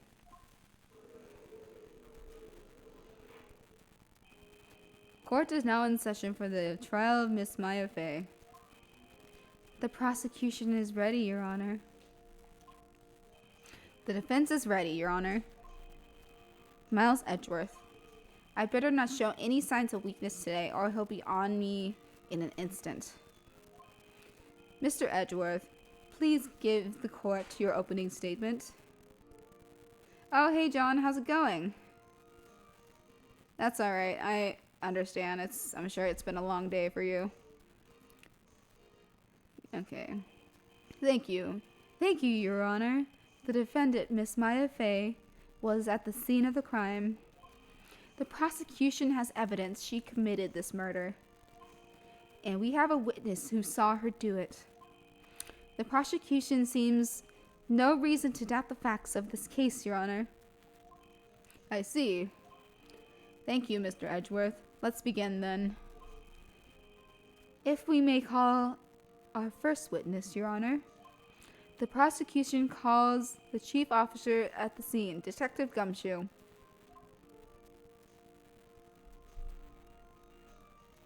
So we're in the middle of a court trial because they think a girl killed her older sister with a blunt object. A very heavy blunt object, which doesn't make any sense at all. Witness, please state your name and profession to the court. Sir, my name's Dick Gumshoe, sir. I'm the detective in charge of homicides down at the precinct, sir. Detective Gumshoe, please describe for us the details of this murder. Very well, sir. Let me use this floor map of the office to explain. The body was found by the window here. And the cause of death? Loss of blood due to being struck by a blunt object, sir. The mortar weapon was a statue of the thinker found next to the body, sir. It was heavy enough to be a deadly weapon, even in a girl's hands, sir. The court accepts the statue as evidence. Again. They are still calling it a statue. Floor plans. Okay. Now, detective. Yes, sir. You immediately arrested Miss Maya Fey, who was found at the scene, correct? Can you tell me why? Yes, sir. I have hard evidence she did it, sir. Detective Gumshoe, please testify to the court about this hard evidence. Okay. As soon as the phone call came in, I rushed to the scene. There were 2 people there already. The defendant, Miss Maya Fey, and the lawyer, Mr. Phoenix Wright. I immediately arrested Miss Maya Fey. Why? We had a witness account describing her. The witness saw Miss Maya Fey at the very moment of the murder. The very moment, you say? Very well. Mr. Wright, you may begin your cross-examination. Yes, Your Honor. Cross-examine what? I couldn't see a single contradiction in that testimony. Whoosh. Smack. Hey, Maya just threw something at me. What's this? When my sister couldn't find any contradictions in a witness's testimony, she would bluff and press the witness on every detail. The witness always slips up and says something wrong. It worked lots of times. Heh, I should have expected Maya to know some of her sister's tricks. Alright, let's give this a try. Something the matter? No, Your Honor. I'd like to begin my cross-examination.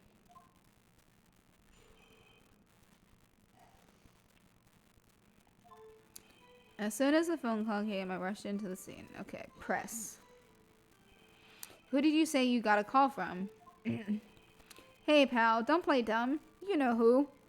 The call was from a customer. Sorry. It was from a customer at the Gatewater Hotel, right across from the crime scene. Okay, I pressed. Not sure if it did much, though. Alright, please continue. There are 2 people there already. Okay. Why is that? What's your reason? Why? We had a witness account describing her. Hold on just one second. Yeah? If I heard correctly, you said you arrested her because you had hard evidence she did it, correct? Huh? Did I say that? Me? I heard you said it. You did say it. You said it. Exactly what about this suspicious woman in pink? Pink's claim was hard evidence. Well, what? Miss May isn't suspicious, and she sure isn't pink, pal. Well, I guess she is pink. That's enough, Detective Gumshoe. Do you have any more solid proof other than her claims, Detective? I guess pressing can have its advantages. Yes. Gah. Sorry, I got the order of things mixed up in my testimony, Your Honor, sir. There's something I should have told you first, Your Honor. Very well, Detective. Let's hear your testimony again.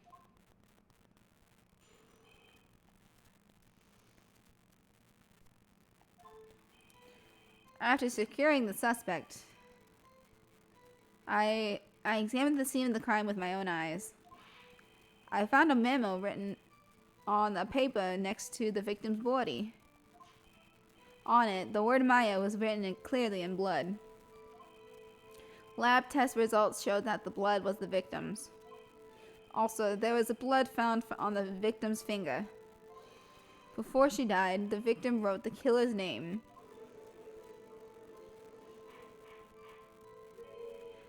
How do you like that? That's my hard evidence.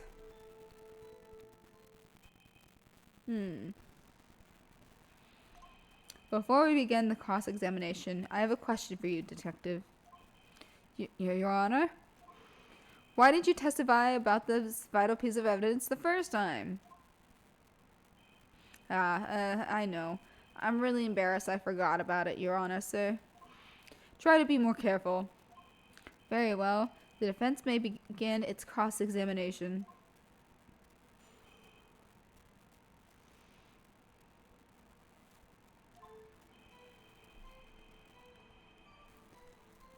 Okay.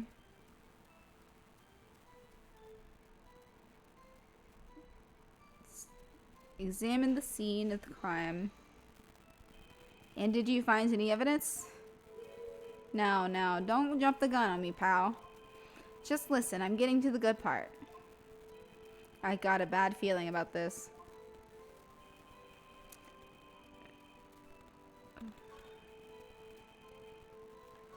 Lab test showed the blood was the victim's. Okay.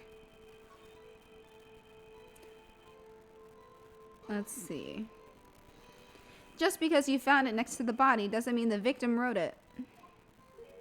Ho ho, then who did write it, smarty pants? Who? The killer. The killer. Anyone can see that.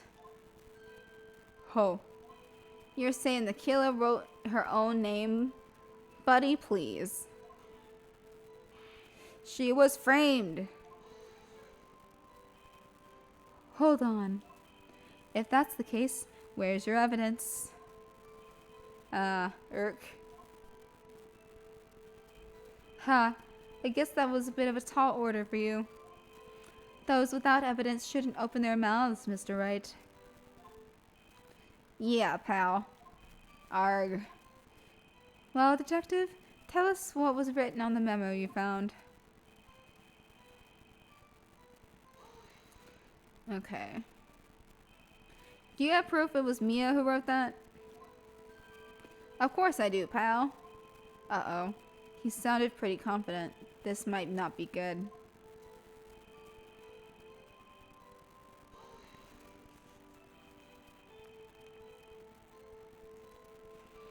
What kind of tests were these again? Huh? What kind? Well, I hear they take the, little bits in the blood and the, hermogoblins hermogoblin bobbin. I refuse to testify on this matter, pal. I'm no expert on blood tests. Yes, that is quite clear. That was quite clear. You may continue with your testimony. Thanks, pal. I mean, you're honest, Detective Gumshoe. Yeah? I look forward to your next evaluation. As should you. Oh. That was a mess. Right, where was I? Also, there was blood. Okay. On which hand was the bloody bloody finger, detective? The right hand. She was right-handed. Ha ha ha. Nice try. Uh-oh. I guess it wasn't too hard to see what I was getting at there.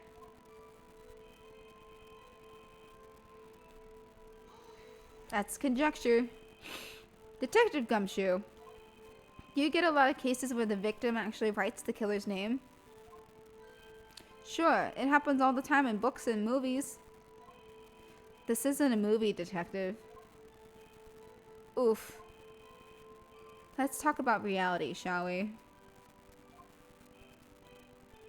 I guess I haven't heard many cases, no. You don't find it a little odd that the victim would write down a name? Especially the name of her own sister? Yeah, actually, you got a point, pal. Objection! Stop right there. The witness's opinion on the matter is irrelevant. The facts are clear. The victim wrote down the name of the accused. The victim told us the name of her killer. Order. That didn't go so well. That's right. What he said. That's his whole testimony. Okay, there has to be a contradiction in there somewhere. Let's find it.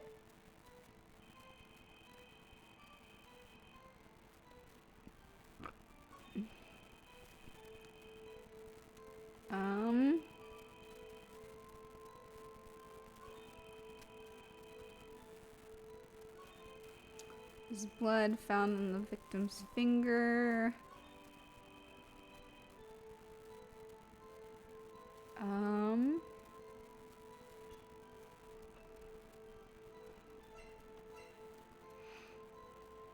Shit.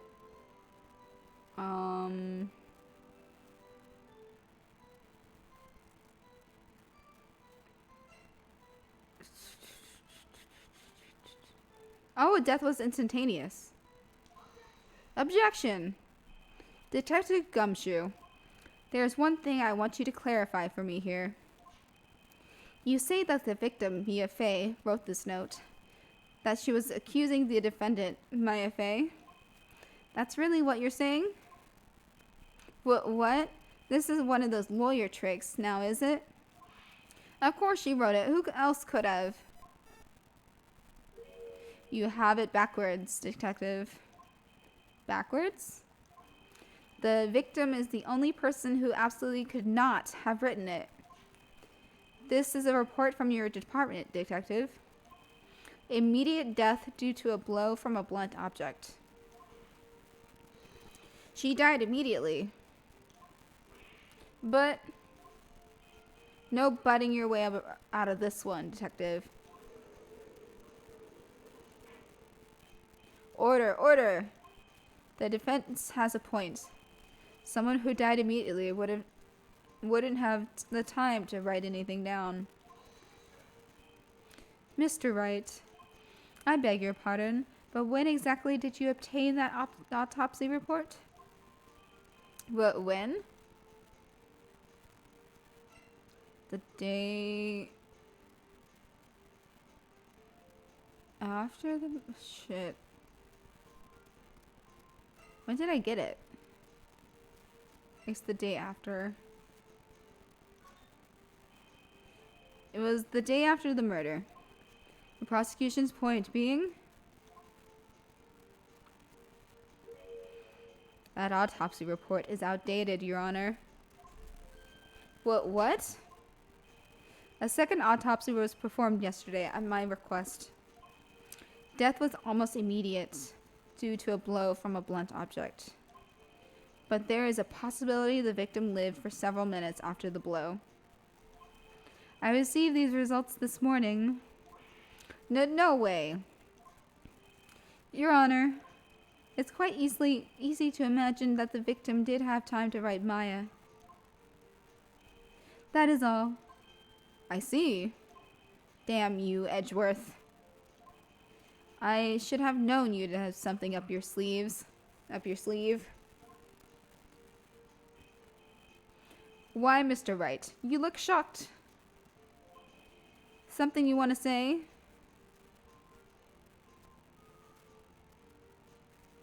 You're a sham. Detective's a sham. You're a sham. I'm a sham. You're a sham. You're a sham. Mr. Edgeworth? I've heard there's nothing you won't do to get your verdict. What reason could you possibly have to request a second autopsy report? Mr. Wright, the defense will refrain from personal attacks on the prosecution. No matter, Your Honor.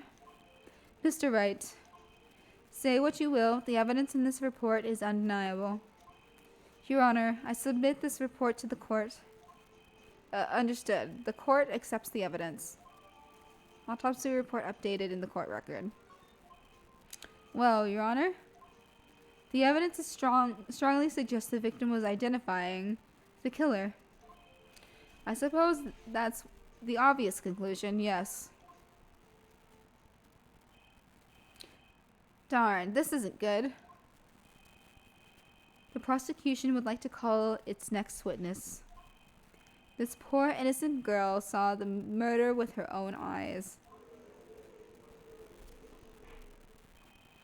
Let the witness, Miss April May, take the stand. Exactly what part of her is innocent?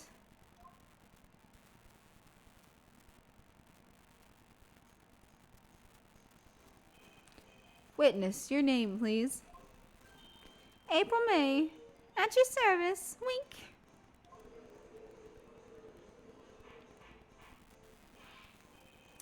Order.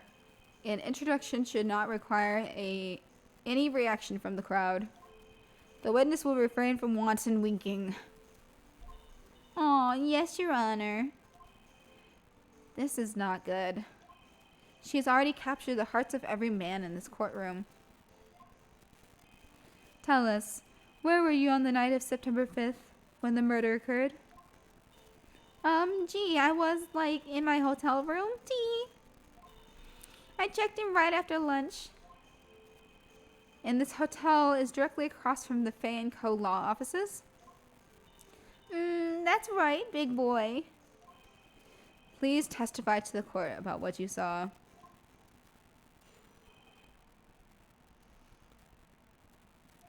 Let's see what horseshit she comes up with. It was like 9 at night. I looked out the window, you know.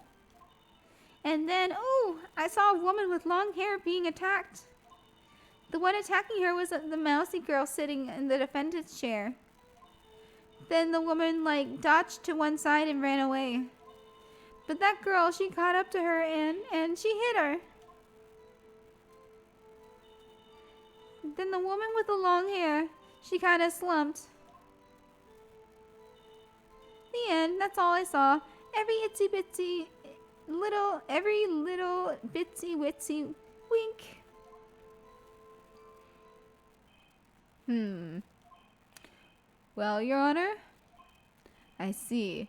It is a remarkably solid testimony. I don't see a need. Fuck you. Well, wait, Your Honor. Yes, Mr. Wright? What about my cross-examination? I thought the witness's testimony just now was quite firm, didn't you? Oh boy. Mr. Wright, I understand you are Miss Mia Fey's understudy, were you not? You must know her techniques well. Her cowardly way of finding faults in perfectly good testimonies. Hey, how dare you? Well, Mr. Wright, will you cross-examine the witness? Yes, I'm doing it. I'll gladly proceed with the cross-examination. If only because I have a feeling Edgeworth doesn't want me to. She has to have some weakness. Very well, you may begin your cross-examination. Witness's account. It was like, okay. Hold it. Why did you do that? Huh? Why? Like, why what? Why did you look out the window? Were you expecting to see something? Oh, well, gee. What, that's it? She can't get out of this question that easily. I sort of, you know. I had a feeling. Well, I have a feeling she's trying to avoid the question. Maybe I should press a little harder on this one? Go for it. Let's see how far I can run with this. Surely, you must have had a reason to look outside your window at that time of night. Oh. Mr. Wright, I will not have you badgering my witness. But badgering? You insist on needling her with these trivial questions. I really don't think it should be allowed. Fuck you, Edgeworth. Yeah, stop him. The poor girl. Order. Mr. Wright, you have been warned. Poor girl? What about poor me? You looked out the window. What did you see next?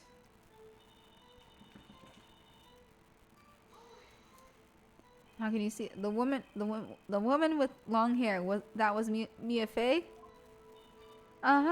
Slender, sort of. Well, some people might say pretty if that's your thing. Your thing? And the person attacking her? The one attacking her? Okay. How do you know she was the defendant? Huh? Well, you know. She had a girlish physique. Women know these things. Look, I just know, okay? There's only one person at the scene of the crime with a short, girlish figure. The testimony is bulletproof, Your Honor. He's right. I question the testimony. Hold on a minute. That testimony stinks. Well, what? Miss May, I'm willing to bet that. You're lying. Are you telling the truth? Did you really see the defendant? Erp! Mr. Wright, what's the meaning of this? Yes, what is the meaning? Someone tell me because I'm clueless about this, I mean. Okay. If you had really witnessed my client, Maya Fey, you would have noticed her clothes before noticing her physique. Oh. No one wears clothes like this on a daily basis, except her. And I'm no expert on fashion, but her hairdo looks far from normal to me. However, the witness's testimony mentions neither of these things. The testimony is bogus. But... Still, we don't know if she was dressed that way the night of the murder. She was, Your Honor. I saw her. And so did Detective Gumshoe. What do you say to that, Miss May? Wow, what are you trying to say, you mean lawyer? I saw what I saw. I just didn't think all the trifling little details were necessary, darling. Miss May, the court would like to remind you to please omit nothing in your testimony. I'm sorry, Your Honor. I'll be a good girl, I promise. Wink. Your testimony again, if you would. Damn, I almost had her.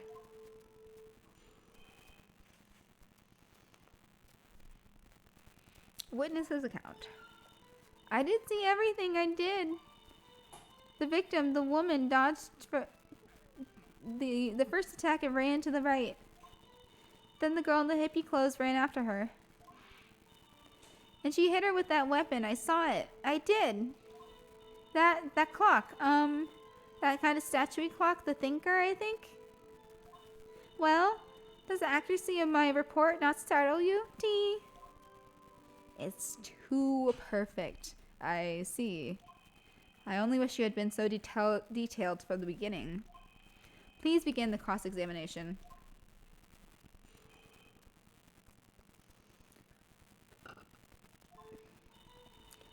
I did see everything, I did.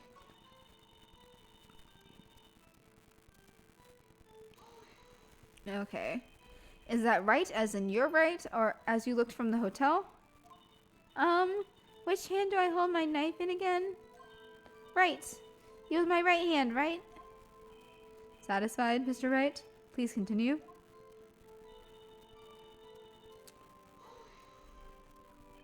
How convenient for you to remember her hippie clothes.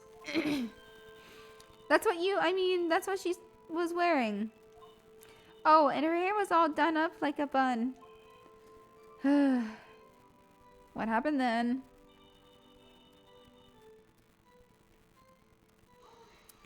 How do you see it? Where did this weapon come from? She picked it up from the desk. I see. What sort of weapon was it? That clock. How does she know it's a clock? It's not a clock anymore. Clock? Didn't this come up in another testimony recently? Well, don't look so sour, Mr. Lawyer. You can't win them all. No, but I have a feeling I'm onto something now.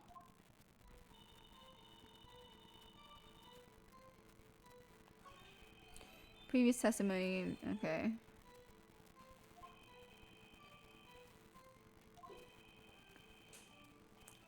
Figuratively, of course. Okay. I didn't press her on this one. So, you saw me then, too? Of course. I remember that spiky hair anywhere. Spiky? The witness will refrain from the personal attacks on the defense attorney. Aw, was I a bad girl? I'm sorry. Oh my god. Well, continue. The victim, the woman...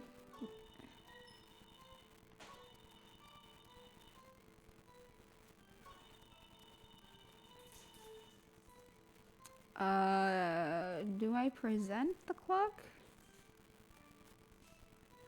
Yeah, I guess so.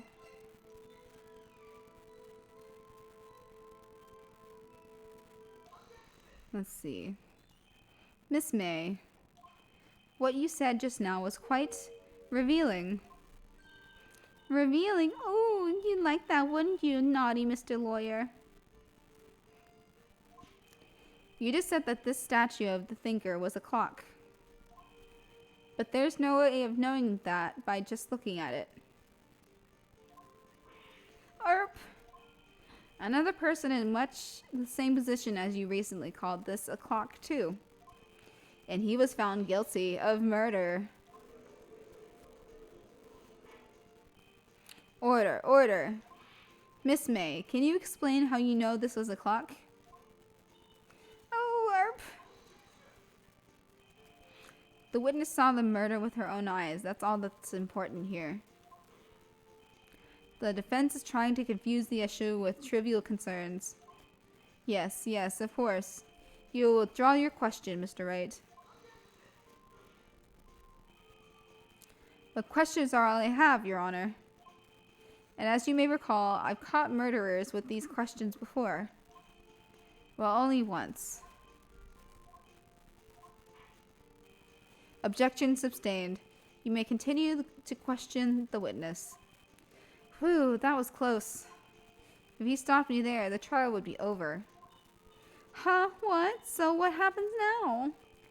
What happens now is you answer my question. How did you know it was a clock?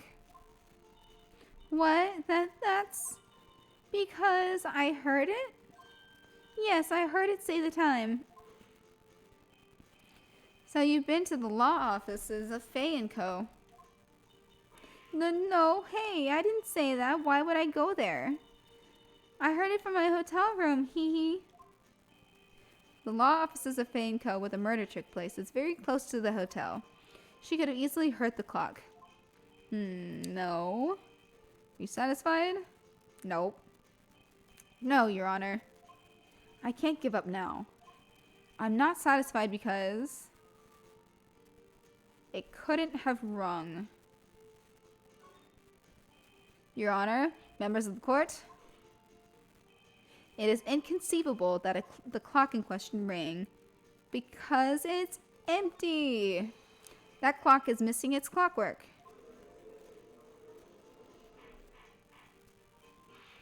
How could you possibly? Just take a look right now. Oh. See anything interesting, Your Honor? Is as the defense says, this clock is missing its clockwork. It's quite empty. Mr. Wright, would you care to explain to the court the meaning of this? It is as you can see. The clock was empty. It couldn't have rung. Therefore, this witness is a big fat liar.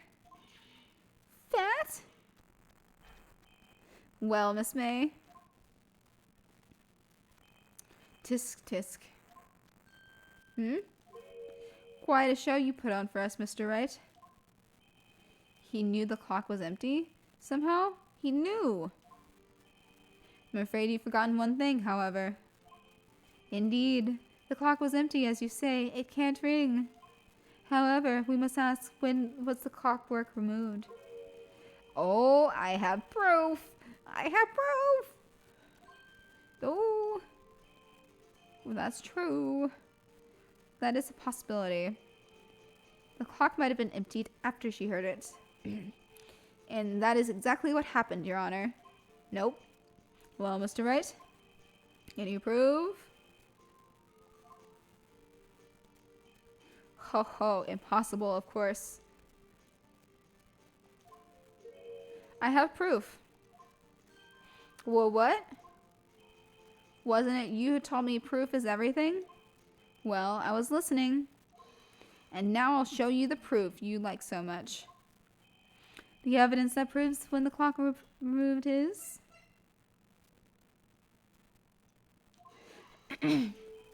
Take a look at this. It's a very cute cell phone. Oh, you have a girly phone. Well, wait. This isn't my phone. Listen. This is the defendant's cell phone, and it contains a recording. A recording of a conversation she had with the victim on the day of the murder. Order. The defendant's cell phone? This wasn't brought up to my attention. Perhaps Detective Gumshoe overlooked it. Grumble. The good detective better remember he's up for evaluation soon. I gotta say, I'm starting to feel bad for the big fella. Let's hear the conversation. Boop. So you just want me to hold on to the thinker for you, then? If you could. I should probably tell you, the clock isn't talking right now. Huh? It's not working? That's lame. I had to take the clockwork out, sorry. Yep. Beep. Your Honor, I think this makes it clear the clockwork was already gone by the time this was recorded. Which was well before the witness even arrived at her hotel.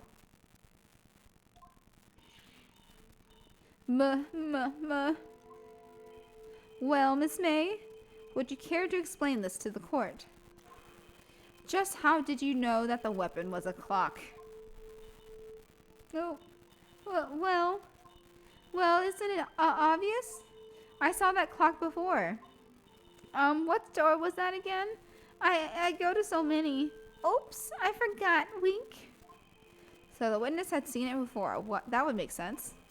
Does the defense have any objections? Yes. The witness claims she had seen it before, but this directly contradicts the piece of evidence I've already submitted to this court. Well then, let's see it. Please produce this evidence.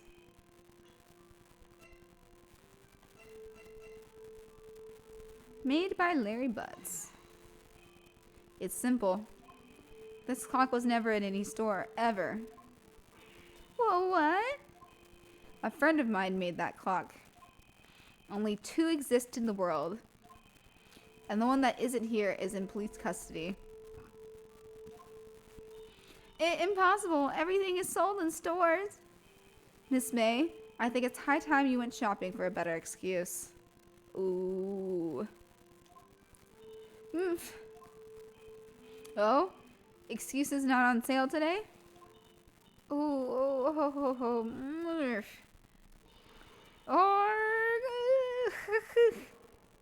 Oh, gosh. The heart on her jacket's upside down. What's it to you, porcupine head? That stupid clock doesn't matter, okay? She did it, and she should die for it. Die! Whoa, let's not get ahead of ourselves. This is the court of law, and the witness will remain calm. Her. Oh. Silly me, grunt. Did I, lose it? I guess I did, tee. Wink. This is scary. Miss May, let me ask. Tell me, how did you know the weapon was a clock? Oh dear. Does the defense have an opinion on this behavior? Okay, this is it. Yes, Your Honor. Allow me to explain how I see the truth of the matter. Miss April May, you knew the weapon was a clock because...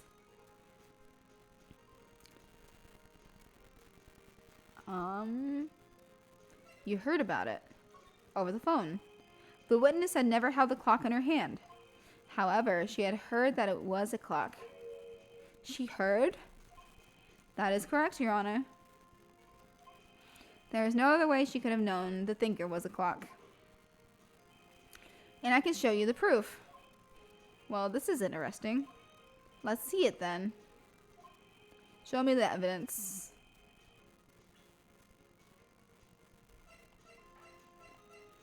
Let's see. A wiretap.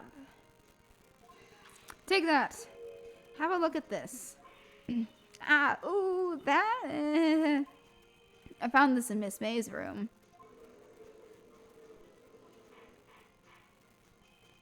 Mr. Wright, please explain to the court what this is. Miss April May, you were tapping the victim Miss Mia Fay's phone, were you not? Ooh. Your Honor, this is irrelevant. I'm not entirely sure that it is. Objection overruled. It troubles me that our witness was in possession of a wiretap. This is outrageous. Does the defense truly claim that the witness was tapping her phone? Absolutely. Even if that was the case, which it is not, you still have to prove one thing. Did the victim ever say that the weapon was a clock on the phone? Can you prove that? I think not. Oh yeah? I think I can. It's simple. What? Here's my proof. Proof that the victim said on the phone that the weapon was a clock. I guess it's time to present the phone again. I present the defendant's cell phone. Yes, we've seen that. Listen once more to the conversation between the defendant and the victim. Mia, what's up? You haven't called in a while. Well, there's something I want you to hold on to for me. Again? What is it this time? It's a clock. It's made to look like that statue, the thinker, and tells you the time. Miss April May, you used a wiretap to listen to this conversation. That's how you knew the thinker was a clock. Am I wrong?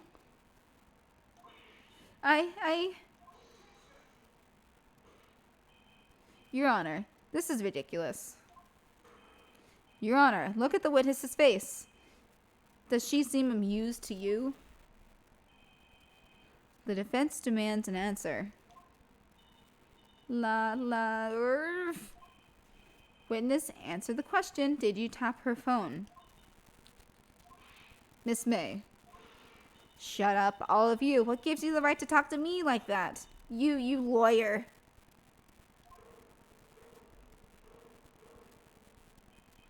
Oh. It's no fair. All of you ganging up on me like that. Oh, I'm the bad girl. Is that it? Is that it? Wah. That did it. The court's seen the real Miss April May now. Now to deal the final blow. Why the wiretap? Because I don't think she did it. Why did you tap her phone? Answer the question. Do I have to? Isn't this a murder trial? Isn't tippity tapping irrelevant? Yeah, she's saying exactly what Edgeworth wants her to say. Miss May, you were tapping the victim's phone. I hardly call that irrelevant. While this court does not condone the defense's tone of voice, he has a point. Well, Miss May, do you have an explanation for the court? Can you prove you had nothing to do with this murder, even though you tapped her phone? Ha! I'd like to see her pull that off. Mr. Lawyer, I saw that evil grin. You were probably thinking I'd like to see her pull that off, weren't you? Damn, she's good. Well, you're not the first man who's thought that. And of course I can, and will. You can't be serious. No way. Way, I say. Way. Oh, and I assure you I'm serious, Mr. Lawyer. Okay, so the killing happened around 9 at night. Why, that's just when I was getting room service from that sweet bellboy. Room service? Iced coffee, I believe it was. Iced coffee, you know, like normal coffee, but cold. If you don't drink it quick, the ice melts and then you have regular cold coffee. Iced coffee? I think I'm making this up. Ask the bellboy. Wink. Ergo, the witness was not on the scene at the time of the murder.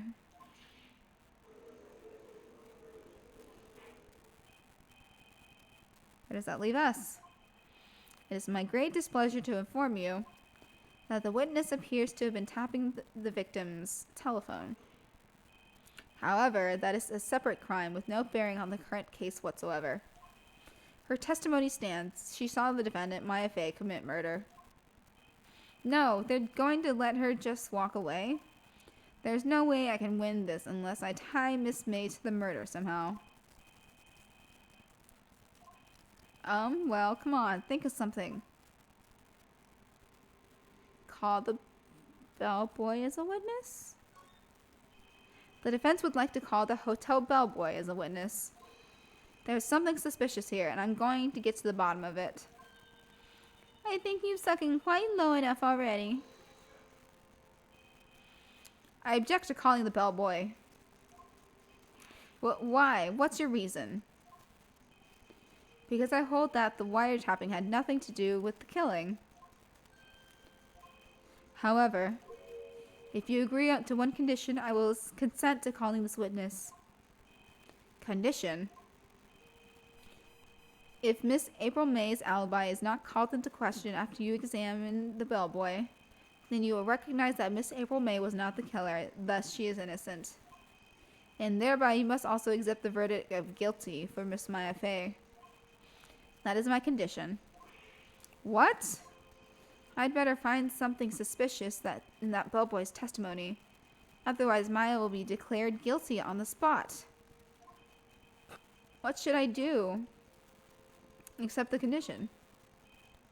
Alright, I've got nothing to lose. Except for, well, everything. Understood. I accept your condition. Humph. Fool. You fell right into my trap. I reveal my trap card. Uh-oh. Very well. The court calls the hotel bellboy to the stand. I believe we're ready for the witness to testify. He certainly does look like a bellboy. He has the tray with him. Yes, sir. I received your summons in the middle of work, sir. Happy to be of service. The tea silk looks rather heavy, so without further ado, the witness may begin his testimony. Very good, sir.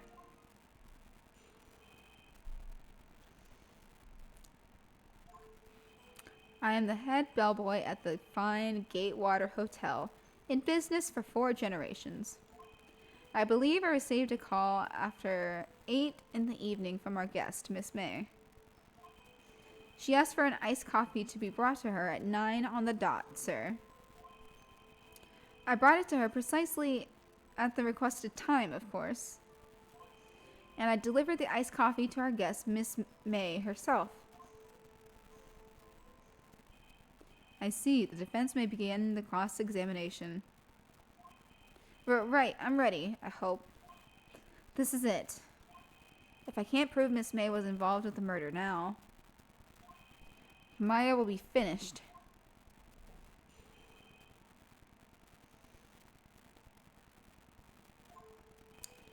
I'm the head bellboy. Okay.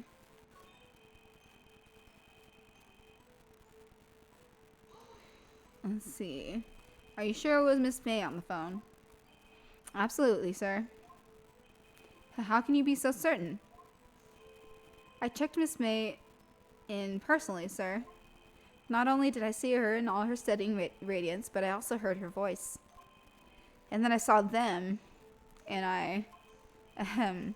The point being, I remembered her quite well, sir. Yes, what then?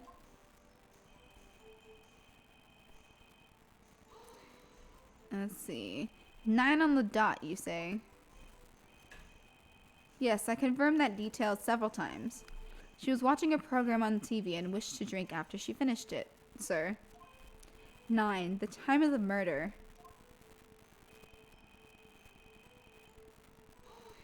Okay. Precisely 9, then? Precisely, exactly, and most definitely, sir, 9 p.m. How can you be so sure? Miss May was quite insistent that it be brought then. Oh, bellboy, tee, I'd like iced coffee at exactly 9 o'clock. Something like that, sir. Therefore, I knocked on her door at the crack of 9, sir. Why would she be so particular about the time?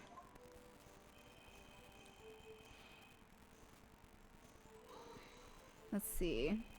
You are sure it was Miss April May herself? Absolutely, sir.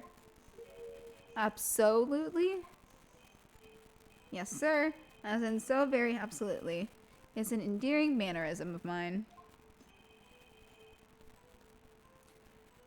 How come you're so very certain? Well, when I brought the room service, sir, the guest, sir, favored me with a, embrasure, sir. Embrasure? Is that French for embrace?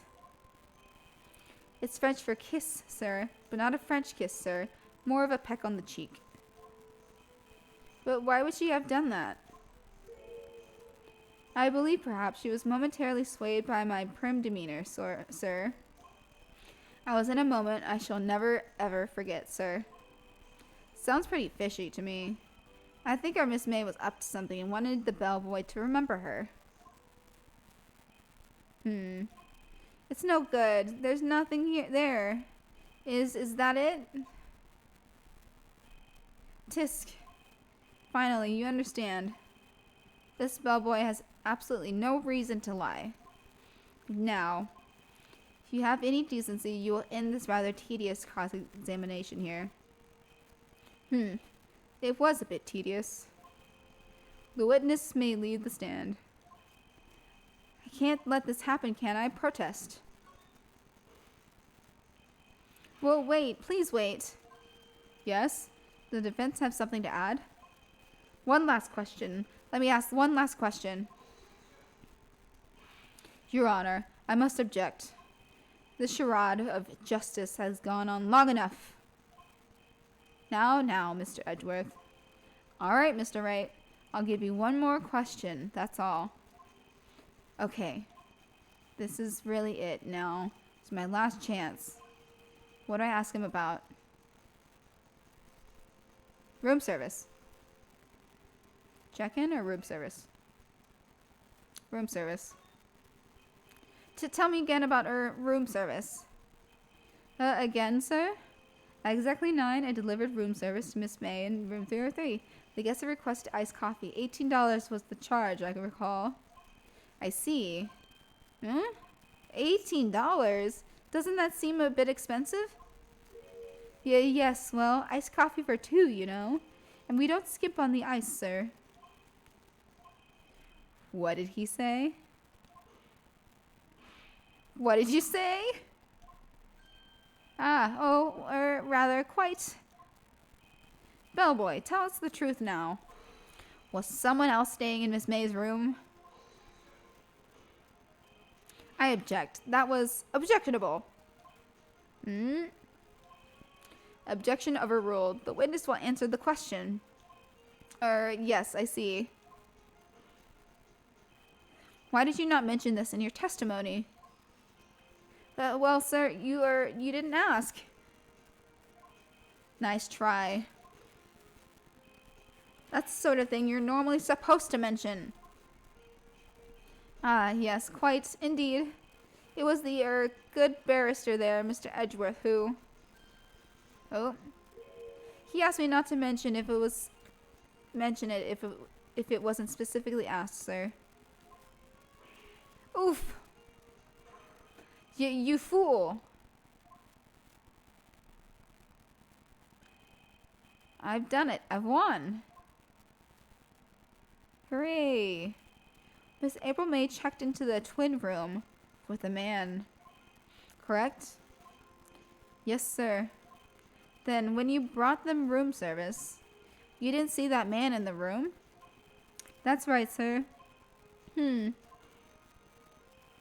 Your Honor, we have just learned of another person involved who may have been the murderer. In the light of this new fact, I hold that it's impossible to judge. Wouldn't you agree, Mr. Edgeworth? And who, Mr. Wright, who is this other person? Simple. It was the man with Miss April May. The man who checked in with Miss May. Oof. Your Honor, as has been previously revealed, Miss April May was tapping the victim's phone. Yet Miss May herself has an alibi at the time of the murder. However, that doesn't clear the man that was with her. The bellboy saw no one else in the room because of the murder, at the time of the murder. What a convenient little setup, but it's too late. Too late? I suppose you'd like it if it was too late, wouldn't you? After all, it was you who hid the presence of the other man from this court. Oof! Upstart, amateur. Oh, Animal Crossing just updated. These accusations are ludicrous. Enough. The court acknowledges the defense's argument. I expected the prosecution and defense to look into this matter fully. Am I understood? Yes, Your Honor. That is all for today with the trial of Maya Fey. Court is adjourned. Yeah.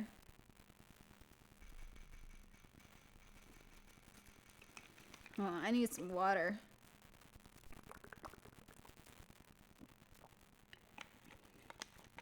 See, I'm not sure how long I'll be up playing. Maybe for another 30 minutes or so. Mr. Wright! You were amazing in there. Really? I think I might be your newest fan. Oh, I was just doing my job, you know. Then again, that other attorney was pretty cool too. Huh? That face of his, with his eyes wide and his trembling lips. It sent shivers up my spine. If you say so. So, what happens with me? Do I get to go home now? Well... No, I don't think so. Not yet. Oh, I see. But I got a great lead in today's trial. A lead? That man with Miss May. He's the key. Oh, I get it. What happens to Miss May after that, anyway? I heard they arrested her. I guess she's learning her charms won't work everywhere. She's probably at the detention center now. I may have to go down there later. Anyway, this case is far from closed. Yes, sir. I'm going to find out more about this man. Do you think he was the one who... Maybe so. Sis. Don't worry, I'll find him by tomorrow, I promise. I'm counting on you. I asked for a full record of April May's testimony. I thought it might come in handy during the trial tomorrow. But now that I have it, I'm not so sure. Most of her testimony was all lies. In fact, there's only one part that hasn't been stricken from the record. Uh-huh. I don't know how much good this will do me at all now. Anyway, time to hit the pavement and do some investigating. Maya doesn't belong in that detention center, and it's up to me to set her free.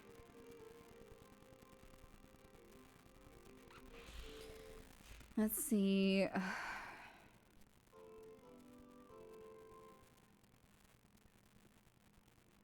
Let's see. Do I leave it at here for now?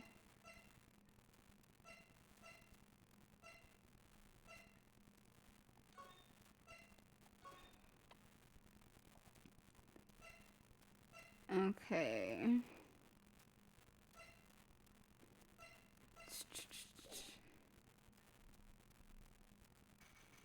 September 7th, 3:11 p.m.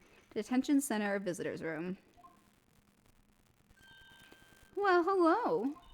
I didn't expect anyone to visit me in such a dank place as this. It's really quite moving. Not, you stinking lawyer. I hope you die. Have you come to laugh? Yes, at the fallen Miss May? No, not really. There's something I wanted to ask. Unfortunately, there's nothing I want to be asked. Haven't you done enough questioning, you spiky head? Here we go again. Please, you're scaring the security guard. So, What's it you wish to ask me then?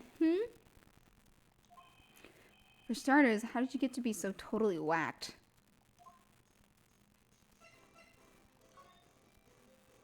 That man. About the man who stayed with you in your hotel room. Ooh. Can you tell me about him? Where is he? Come on. No way, Jose. Maybe if I had something to get her to talk. Why did you place a wiretap on Mia's phone? Aw, when you say it like that, it sounds so cold, so criminal. Wiretapping people's phones is a crime, Miss May. Oh, I suppose you learned that in lawyer school, Creep. This woman is impossible to talk to. Say, why are you so angry? I mean, you don't look like a bad person. Oof, that does it. Bottom-feeding, scum-sucking lawyer. Bottom? I can't tell, but she does have a thing against lawyers. Or I can't tell. Does she have a thing against lawyers, or is it just against me?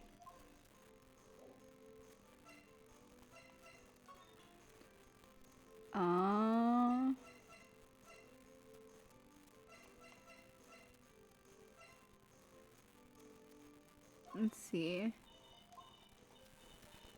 I really hate your guts. Okay. I need something to make her talk.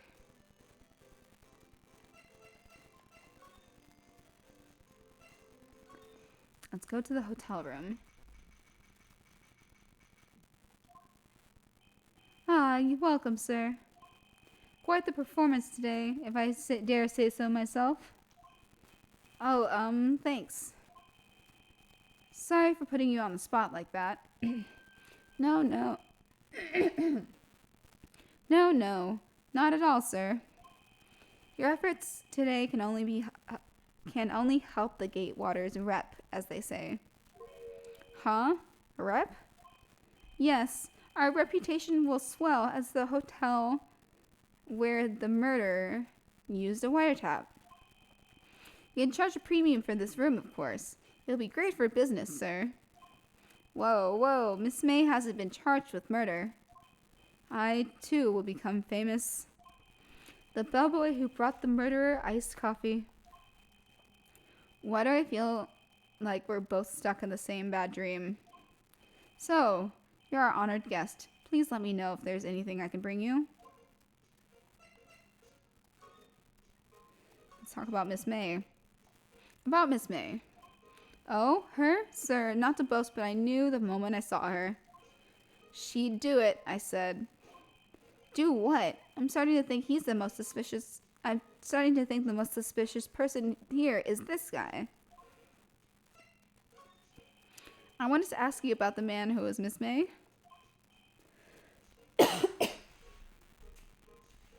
I may have to stop soon because my throat is getting scratchy.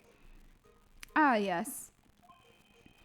He struck me as a real lady killer, if you pardon the expression. I knew it from the moment I saw him, sir. He and I are the same ilk.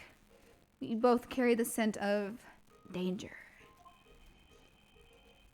Then we are in total agreement, Mr. Psycho Bellboy.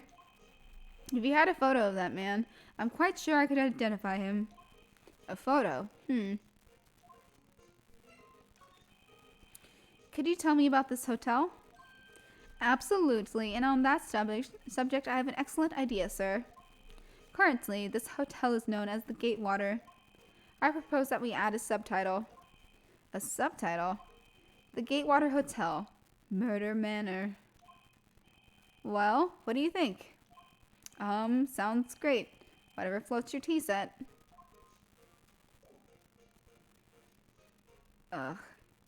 Let's go for a little bit longer. Huh? There's still a screwdriver stuck in that drawer. Please leave that as it is, sir. That's the drawer of terror, hiding place of the murderer's wiretap. It's set to become one of the most popular attractions here. This guy's serious. I don't believe it.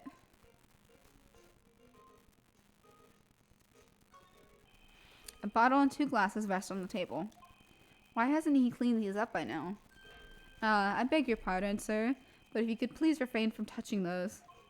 It's part of the decor, I call it, the last drink. Before murder. We'll be famous, the talk of the hotel industry. Nice weather again today. I can see the Fanco law offices, of course. Yes. We plan to install a telescope in that window, of course. Just $5 will earn you 3 minutes of a view to kill. Just kidding, sir. Oh ho ho ho ho. By that look at his eyes, I'd say he was more than serious.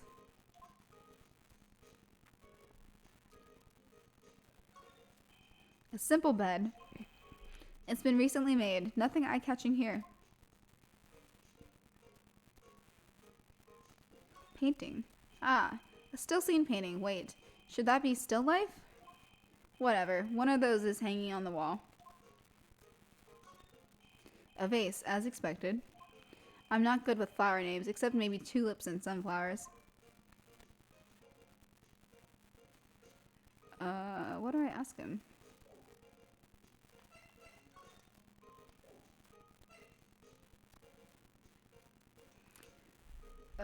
Okay, I'm gonna call it for tonight. Oof. This was fun. I know I didn't get very many viewers today, but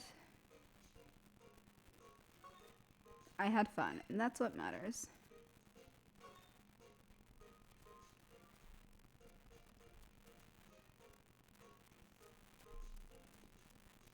Okay. All right. Good night, everyone. Sleep well.